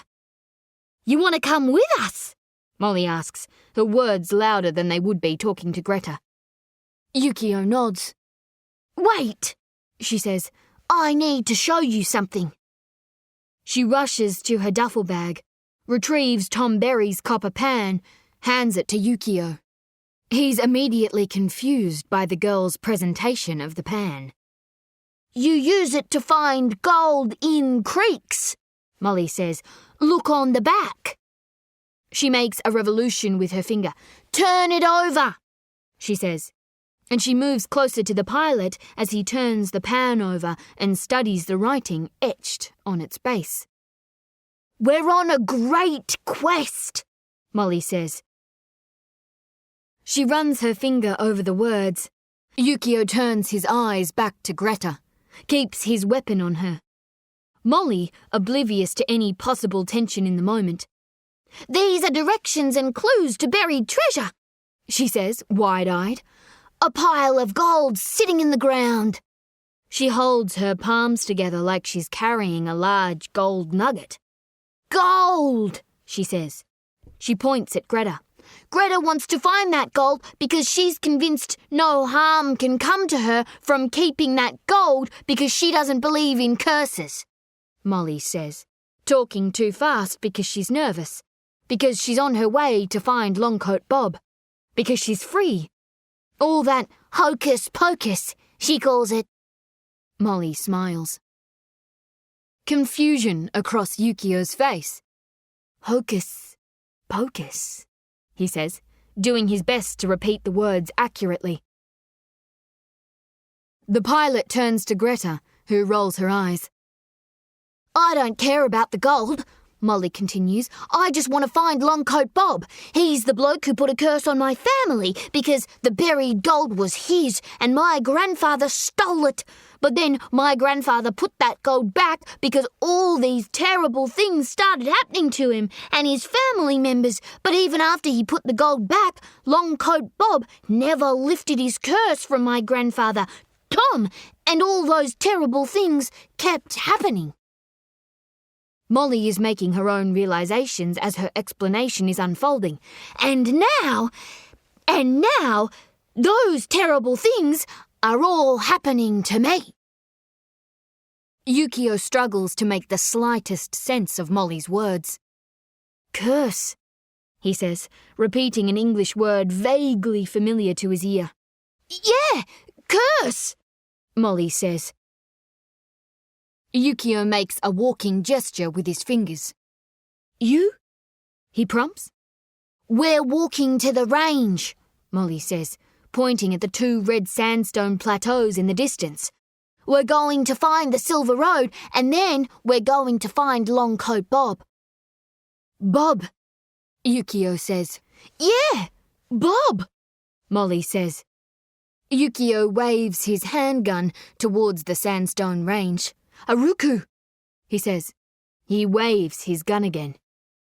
Sorry, I don't speak Japanese, Molly says. Another walking gesture with his fingers. Aruku. Walk? Molly guesses. Walk, Yukio repeats. Molly turns to Greta. He wants us to walk, she says happily. Greta shakes her head. Molly throws her duffel bag over her shoulder. You coming with us? She asks Yukio, bright and optimistic. Aruku, Yukio says blankly. Molly marches off through wetland grass up to her thighs. I think he's coming with us, she shouts to Greta, who runs to catch up with her. Yukio falls in behind them, his handgun pointing at Greta's back. Have you lost your mind? Greta whispers. What? Molly ponders, innocently. He's not coming with us, Molly. You think he parachuted out of his fighter plane and floated all the way down here just so he could take a gentle stroll with us? Molly looks back over her right shoulder to see Yukio sloshing through the grass, the handgun still firmly gripped in his right fist. Molly gives him a warm smile, turns back to Greta. He's gonna help us, Greta, she says, never more certain of anything. Molly, wake up, Greta says. He's going to walk us into the foothills of that range, and he's gonna shoot you between the eyes, and he's gonna rape me, and if you're lucky, kid, it won't be the other way round. You think he's a bad one? Molly whispers. It doesn't matter what one he is, Greta says. That army came here to kill us, Molly. They've got it in for us, and the kind of hate they're carrying is a spell that can't be lifted. You just be ready to pass me that shovel when I give you the sign. Okay, Molly says. Yukio watches the blonde-haired woman and the brown-haired girl with the shovel trudge across the soggy floodplain. Greta, whispers Molly. Yes, Greta whispers back. What's the sign gonna be? Molly asks. It doesn't matter, Molly. You'll know the sign when you see it. Yukio sees the girl raise her right fist and extend her thumb from it. What about a thumbs up? Molly suggests. I was thinking something a little more subtle, Greta says. Just a nod will do. You'll know the nod when you see it. Keep walking. They walk for another 30 yards or so through an open field. Greta, Molly whispers. Yes, Molly. He can't speak English. So? Greta replies. Maybe the sign could be a secret password that he won't understand. Molly says. Like what? Greta asks. Fat barramundi? Molly says confidently. Fat barramundi. Greta repeats, dubious. Why fat barramundi? Was just thinking about how much I'd go some fried fish for dinner. Greta nods. Fat barramundi, Molly says. No way a Jap flyboy would have eaten a fat barramundi before. Okay, Molly, Greta says. The sign is a secret password, and the secret password is fat barramundi. Molly nods. Greta marches on, frustrated by their circumstances, the length of the grass scratching her legs, the humidity of the wetlands, the Japanese serviceman with a pistol walking behind her. Molly walks through the grass with a spring in her step, privately thrilled by the unexpected third-party turn in her quest. Greta, Molly whispers. Yes, Molly. Would Mangrove Jack work better as a secret password? Seen from the orange-red sky above and looking down closer in and closer in, they are three wanderers, crossing a vivid floodplain, cut by sinuous rivers and wide freshwater channels, dotted with lily-fringed waterholes. The sun low and honeyed, the man in the Japanese military uniform at the back of the group stopping every so often in his tracks to breathe the wild floodplain deep inside him, to take in the vision of all this wild green life. By the edge of a Clearwater billabong, he pauses briefly to smell a floating vine flower, the kangkong, with its white and pink flowers shaped like trumpets. The intoxicating scent and the depth of the pink colour that deepens and darkens inside the flower's wide throat. It makes him laugh. What's he laughing at? Molly asks. He's a nut, Greta says. Yukio turns a full circle on his feet, taking in his setting. He raises his palms to the sky, smiling. He wonders for a moment if this very floodplain is Takamonahara, the plain of high heaven, and he crossed into it somehow the moment he left his war brethren flying over Darwin. A part of him surely died back there in that bomb-ravaged town, and maybe that was the part of him that broke prematurely through the gates of the afterlife, and this sweltering, primordial, vine-strewn utopia is where Nara waits for him. Maybe it's the war, Molly says. What do you mean? Greta asks. It messes with their heads, Molly says. I once saw Bluey Schofield acting like this out front of the Vic. He was raving about seeing things on the Somme, and then he'd smile at a passing pigeon like it was some kind of angel from heaven. Across the plain, a troop of 7 dancing brolgas perform a kind of ballet on the grass, and their will to move, their need to share their strange beauty like this, makes Yukio's bottom lip fall. He laughs again. Magoto! He hollers, in their honour. He claps his hands. An ovation. A pair of masked lapwing birds fly over his head, and he nearly falls on his backside, trying to maintain his skyward view of their strange, bright yellow caruncles, which cover their faces like they are wearing yellow pilot's helmets, and the side flaps are oversized and hanging from the bird's spear-like beak. And he laughs.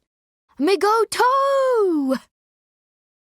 Further on, Yukio spots an aquatic frog, with its legs glued to a floating lily pad, and he plants one foot in the marshy pond to inspect its wide yellow eyes. Mikoto, he whispers. The frog's green and brown skin resembles a perfect leaf that wraps around its body like a tailored suit. Then, the frog leaps to a neighbouring lily pad, and the fallen pilot nods in thanks, clapping his hands. Later, by a flowing freshwater channel, closer to the sandstone plateaus, he stops to marvel at a water python speeding across leaf-strewn ground to the safety of a crack-filled rock wall dividing a row of eucalyptus. The snake is 3 meters long and its back is black and brown, like the rocks Yukio keeps picking up and holding in his hands. But the snake's belly is the colour of full sun.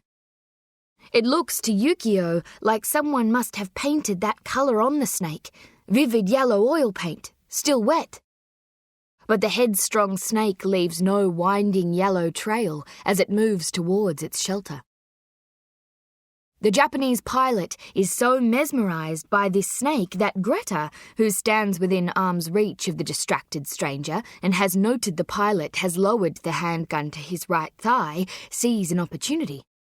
"Fat barramundi!" she says, but Molly misses the secret communication because she is standing beside Yukio Miki with her eyes on the leafy ground, equally captivated by the reptile. She smiles at Yukio. "Fat barramundi!" Greta says, louder this time, and Molly finally hears her.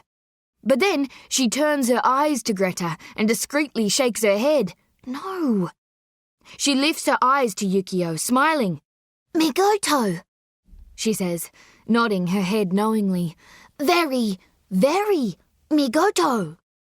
And Yukio smiles, and Molly spots for the first time the light in the eyes of the pilot. The warmth in his smile, his innocence. That is a silver light, she tells herself. A silver light for the silver road, if not the silver screen. Greta shakes her head, marches on across the floodplain. Wide spaces between them, walking single file. Greta in front, Molly in the middle, Yukio at the back with his eyes on the woman in the emerald dress. He does not know where the woman is heading, and he wonders if she does not know either. The brown-haired girl seems to walk by instinct, as if something deep inside her is pushing her thin bones forward. Her ramblings made no sense, even when she pointed at the copper pan in her bag and seemed so determined to express the deep meaning of the words etched into its base. Now the girl's feet move faster, as the trio near the edge of the severed sandstone range that spreads across the fringe of the floodplain like a fortress for Greek gods. "We made it to the range!" Molly hollers. The ground changes from boggy grassland to a series of tree-lined rocky inclines shaped like giant whale heads leading to one of the towering sandstone escarpments. The rocky outcrops are slippery to walk up, and Yukio loses his footing several times and has to cling to clumps of weed sticking out of the old rocks. Wide bowls have been carved out of the rock by water and wind. Strange and unsettling things in the earth that Yukio has not seen before. Inside these perfectly smooth and circular hollows are old animal bones and coals from long abandoned fires. Molly spots birds in the tall trees growing in the shadow of the plateau. A red-backed kingfisher, blue-faced honey-eaters. She stops and waves Yukio over, puts a finger to her mouth. Shh. She kneels silently, and Yukio kneels with her, follows the girl's pointing finger to a rock fig growing in a deep crevice.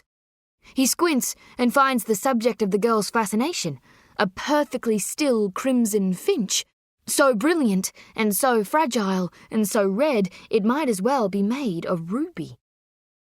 And Yukio hears the girl talking English and realizes quickly she is not talking to him, but to the bird. "Hello, Mr. Finch," she says. "Have you seen Longcoat Bob anywhere around these parts?" Yukio smiles. That name again. Bob. Easy enough to say. "Bob," he says, nodding. Molly nods. "Bob," she confirms. And Yukio and Molly stand as the vivid crimson finch flies from the rock fig and shoots deep into the canyon that stretches out before them between the two grand sandstone plateaus, divided by a freshwater stream that Molly connects in her head to the channels of the floodplain and, way, way back, to the 3 crocodile kings of Candlelight Creek. "This way," she says. Molly sings, "Pennies from Heaven." She sings loud because she wants to hear the echo of her voice climb the canyon walls that are 3 times the height of the Bank of New South Wales building on Smith Street back in town. Yukio cups water with his hand and drinks from the thin, clear stream meandering through the canyon. Molly and Greta collect dry twigs as kindling for a fire they want to have lit before nightfall. "Bing Crosby," Molly explains to Yukio, despite his lack of understanding. "Dottie Drake plays Bing all day in her hair salon. I've always liked Pennies from Heaven. It's a song about sky gifts. Bing says the clouds are filled with pennies, and whenever it rains, the coins fall from the sky. So you shouldn't be afraid of storms, because them storms are what shake all the pennies from the clouds. And actually, would be wise to walk outside with our umbrellas upside down." Molly has a thought, and it stops her in her tracks. "Do you reckon the hair salon is still there, Greta? I hope Dottie got out before the bombs hit." Greta keeps her head down, searching a rock platform now for thicker logs. She moves closer to Molly. "You reckon anything's left at all back in town?" Molly asks. "Do you reckon anyone got—" "Molly, shut your trap for a second and listen to me," Greta whispers. "When the fire starts, you give this fella a nice big can of that corned beef in your bag. We'll get him nice and cosy, and the minute he drops off to sleep, we'll grab that gun and run like hell." "I don't think he's going to hurt us, Greta," Molly says. "He's a good one. I can see it all over him." Molly looks over her shoulder to the stream where Yukio is staring at the water, distant and frozen in his thoughts. "He's just sad, that's all," Molly says. "I think he wants to help us." "He's a loop at best, and the worst ain't worth thinking about," Greta says. "You just stay awake and wait for my signal." "Fat Barramundi?" "No, Molly, the signal isn't gonna be bloody Fat Barramundi. It's going to be me grabbing you by the arm and silently dragging you away from the strange fruit Jap flyboy. You follow?" Molly nods. "You just be sure to stay awake," Greta says. "Got it?" "Got it," Molly says. Full stars shimmering in a night sky, framed by the canyon walls. 1,000 pinholes of silver light breaking through a blanket of black. A frog croaking somewhere wet. Cicadas in the ghost gums, the kind they call the northern double drummer, creating their great wall of sound. A crackling fire on a flat rock by the canyon stream, and on one side of that fire sits Greta Mays, with her knees tucked up to her chest and looking through the fire at the Japanese pilot sitting on the other side, who's scooping salty wet beef from a roughly cut open tin. And soundtracking all of this night sky star-wrapped scene is the relentless snoring of Molly Hook, the obnoxious nose and throat rattle of it bouncing between the canyon walls. Greta assesses the snoring girl and rolls her eyes. Molly lasted 30 minutes by the fire before she was dead to the world, and now she sleeps, deep and loud, turned on her side on the flat rock, knees pulled to her chest for warmth, arms over her shins. It's cool, and getting cooler in the bottom of the canyon. Greta turns back to the pilot. He's still stuffing his face with soggy canned beef, licking his fingers. No helmet and goggles on his head now. His hair is black and military cut, short and neat. The pistol rests on the flat rock by his right knee. Yukio notices Greta staring at him. He stops eating. He offers her the open can of beef. "You?" Greta shakes her head, looks away, repulsion in that headshake. Yukio turns to Molly. The brown-haired girl who likes to talk is finally speechless, yet she makes noise even in her sleep. He smiles. He sees that she is shivering in her sleep. He places his near-empty can of beef down by his side and stands and walks softly over to her. "What are you doing?" Greta asks protectively. "Get away from her." Yukio does not stop. He unbuttons his flight jacket. It's rust-coloured, made of a cotton and silk blend, thick and heavy. A blue chrysanthemum has been stitched into the jacket sleeve, the sacred mark of the Japanese naval aviator. He wears only a plain white t-shirt now, tucked tight into a thick brown military belt and pants. The shirt hugs his body, and his body is all bone and muscle. A body of pure military means, lean, fit, and useful. He kneels down and gently lays the flight jacket over the gravedigger girl. He walks back to his place at the fire, picks up his soft leather helmet, fur-lined and insulating. Then he walks back to Molly and, carefully lifting her head up briefly from the slab of hard sandstone, gently slips it onto her head. Molly gives a loud snort, turns over onto her other side, instinctively pulls the welcoming jacket tight around her body, and nestles into the flight helmet. Yukio nods. He offers a half-smile as he turns back to Greta. "Imusume," he says. Greta stares at him, puzzled. He looks back down at Molly. The brown-haired girl has a good heart. He points at her.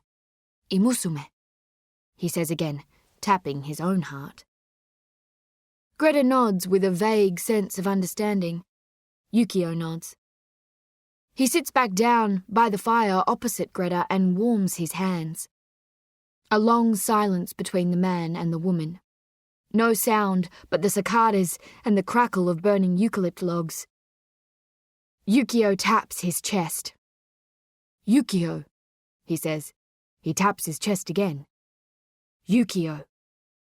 Greta nods. She taps her chest reluctantly with her forefinger. "Greta," she says. Yukio repeats the name. Greta. He nods and taps his chest again. "Yukio Miki," he says. Greta takes a pained inhale. She nods, tapping her chest. "Greta Mays," she says. "Greta Mays," Yukio repeats. He taps his chest again. "Yukio Miki. Kara, Sakai, Japan." Greta nods. "Greta Mays, Sydney, Australia." Yukio nods, smiling. "Sid, ini," he says. Greta nods. She slides her backside closer to the fire, lies down on her side, rests the side of her face on her cupped hands. She still feels the bruising around her eye, but the aching in her head is easing. She stares into the fire, and the fire plays the flickering film reel of her life and how she left Sydney on a train as a young woman with a bag of clothes, and then the train of her life ran off the tracks and careened into the arms of Aubrey Hook, and those arms of Aubrey Hook are wailing her now. Fists against the bones in her head, and she closes her eyes to sleep because sleep is the only thing that will stop those fists from flailing. But when she closes her eyes, she sees something worse. A sterile white hospital room, and a baby in her arms, and the baby wailing. "Shh," Greta whispers. "Shh." But the baby's wailing only grows louder, and Greta cries now too. Greta Baumgarten in her mind, and Greta Mays on a cold, hard bed of sandstone. Both those women crying. "Tori no hoshi," Yukio says softly into the night air. Greta opens her eyes to see Yukio with his right arm pointing to the night sky. "Tori no hoshi," he says, and he smiles. The bird's star story. The story of the brightest star he sees, shining up there far beyond the canyon walls. That's a good story to tell by a fire like this one. The Nighthawk star story. The ugly nighthawk, who fell ugly on the inside because all the other birds in the forest said he was ugly on the outside. They said his feathers had no colour, only the reddish-brown colours of dirt and clay. The crimson finch he saw today. That bird reminded Yukio of the nighthawk. The other birds said the nighthawk's beak was flat and useless and pointed out that his mouth was so wide it stretched from one ear to the other.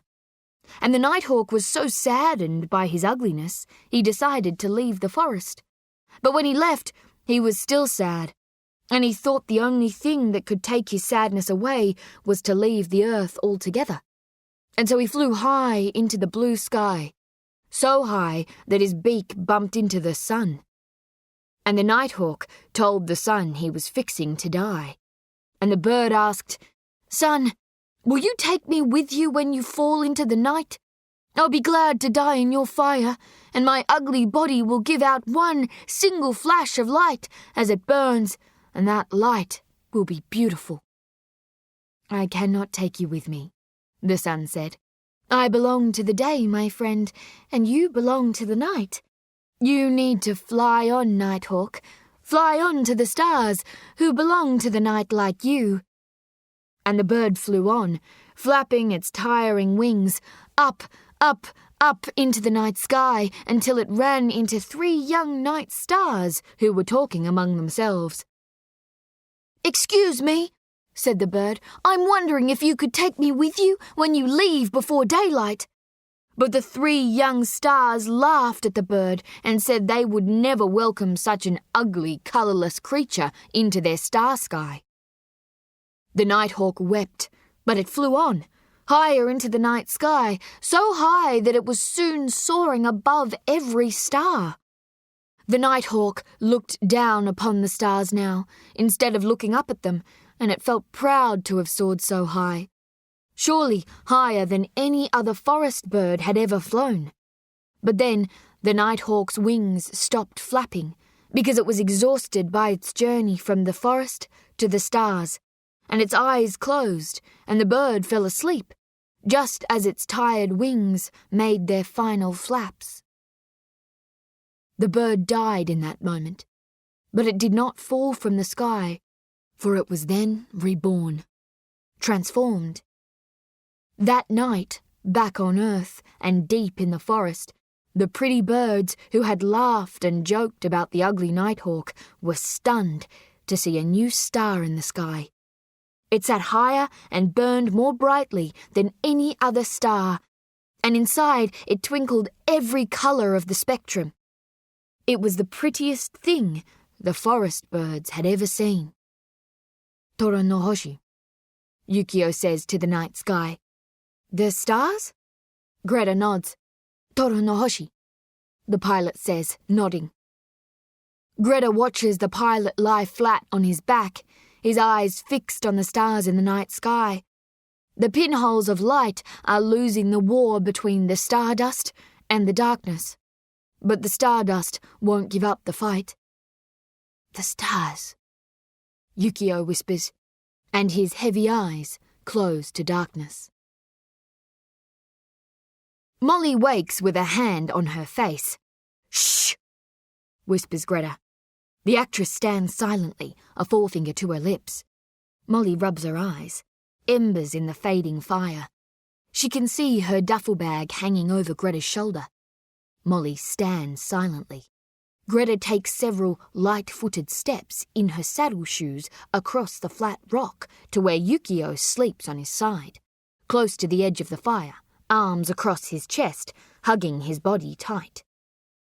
The handgun rests behind his back on the rock. His family sword rests by the handgun.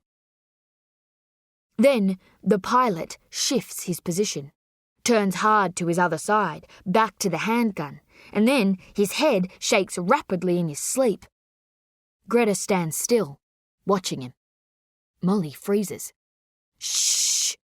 Greta whispers again, her eyes fixed on the pilot, who appears to be struggling with the dreams inside his head. Then a sharp and aching "Ugh!" emerges from his lips and seems to hurt him. He jolts in his sleep. He shudders in his sleep. Then he turns back to the fire, eyes shut. "Ugh!" he groans again, and that sound seems to come from deep within his corned beef gut. It's a rumble, a pain rattle, the echo of 1,000 sorrows, and it makes Molly move closer to the pilot. She sees that his whole body is shaking now. "What's wrong with him?" Molly whispers. "Shh!" Greta snaps back sharply, silently stepping over Yukio's body and bending down to pick up the handgun. She shakes her head towards the dark valley running out of the canyon and deeper into the black scrub. "Come on," Greta whispers.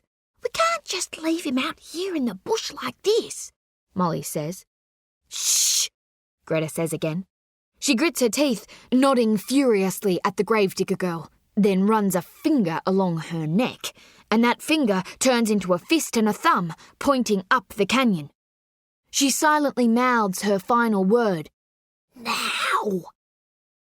Molly turns back to Yukio. He's sweating. There's a war going on inside him, and Molly knows the strange and warm-faced pilot is losing that war, like Darwin is losing a war north of here, back by the sea. Molly has seen her father shake like this. Deep shaking.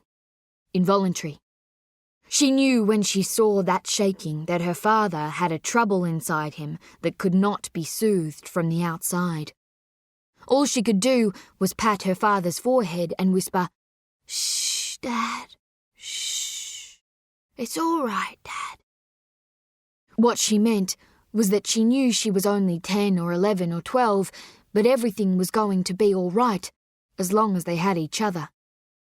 Then she sees her father in her mind, limbless and bomb-torn, and wedged inside the fork of a tree. She closes her eyes, and when she opens them again, she removes the aviator jacket and places it over Yukio. "Shh," she whispers into his ear, and the sound seems to still the pilot. So she whispers again. "Shh. It's all right. It's all right." She is still wearing his flight helmet when she turns and follows Greta into the forest darkness that waits beyond the canyon.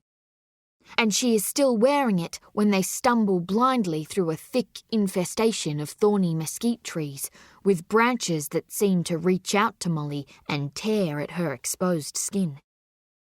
The earth rebels, she tells herself. It rebels against wrongdoers, she tells herself. Sam knew this. Molly knew this. The earth in rebellion. Buffalo charging at cars. Crocodiles stalking girls in creeks. Tree branches reaching out to strangle her dead in the dark. She's still wearing the pilot's helmet when she walks face first through the circular web of a golden orb spider. The web is made of golden yellow silk, and its miraculous architecture is so grand that it stretches the whole way across the path they follow through moonlit monsoon vine thickets. The girl feels the web's maker, a female spider with a body 3 inches long, land on the back of the pilot's leather helmet, and she leans forward, knowing she's in the wrong here. Knowing that the golden orb spider spent hours in this forest darkness constructing her grand silk insect trap, only to have it destroyed by the careless head of a Darwin gravedigger girl. She puts a light hand to the back of her head, brushing the spider off the helmet. "I'm sorry," she says, as much to the spider as to the Japanese pilot they left back in the canyon. The foreigner, in as foreign a land as he could ever fall into from the sky. If the earth can rebel, she tells herself, then the sky can too. A sky gift rejected. A sky gift left behind. A sky gift abandoned in a canyon. "We shouldn't have left him back there," Molly says. Greta holds Bert the shovel in her hands, waves it at the darkness before her, batting down branches and vines. "He's been dropping bombs on folks across the world," Greta says. "Stop sparing thoughts for the bastard who just blew half your house to Adelaide." "The sky wanted us to meet him," Molly says. "Is that right?" Greta replies. She stops and turns to Molly, agitated, tired. "And I guess the sky wanted your father blown to bits." Molly stops now too. She wonders who, indeed, wanted that to happen to her father. Her father, Horace, the good and the bad one, blown across the yard and lodged in the fork of a tree. Blood dripping from his thigh, where the rest of his leg used to be. Who did ask for that? She'd asked for another gift from the sky. Then the sky had rained Japanese bombs. Who did ask for that? They beat a loose path through a fringe of red ash trees that meets a rocky incline where a solitary pandanus tree stands, its wedge-shaped bright red fruits looking like the kinds of jewels Aubrey and Horace Hook would rob from Hollow Wood's dead. When their improvised course takes them higher across sandstone ranges and rises, the moon throws enough light down for the actress and the gravedigger girl to see the land that unfolds before them. Then they follow a clearer path through the trees and the sandstone gullies and outcrops. Sam Greenway might have walked this way once, Molly tells herself. His people have walked this path for millennia, and so have the short-eared rock wallabies and the black-footed tree rats and the short-beaked echidnas and the golden bandicoots. And now, the gravedigger girl and the actress.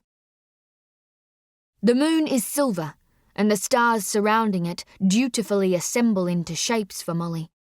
An arrow, an elephant, a warrior's shield, a gravestone.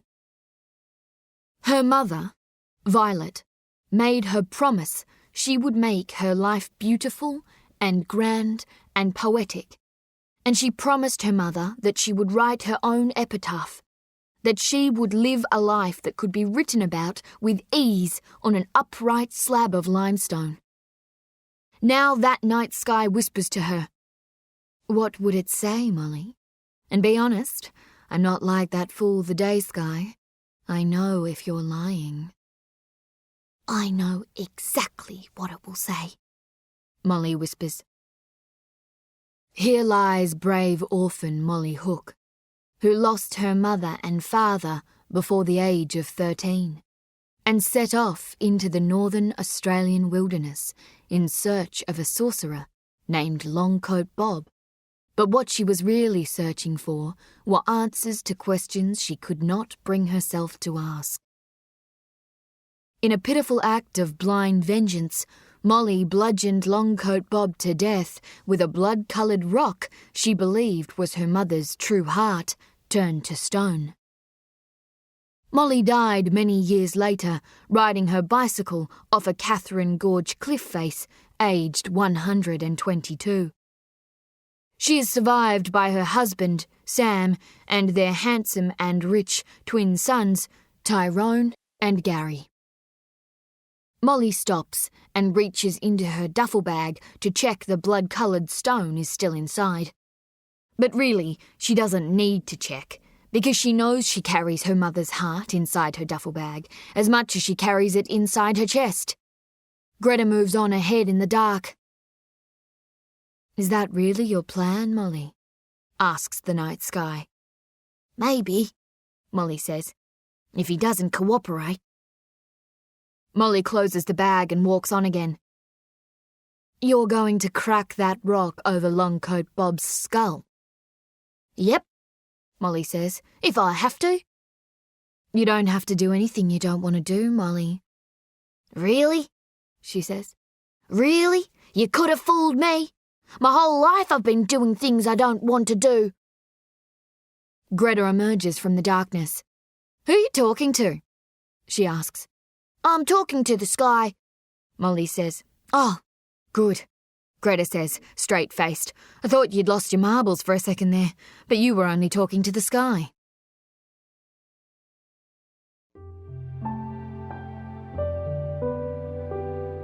This is the end of CD 6. The book continues on CD 7.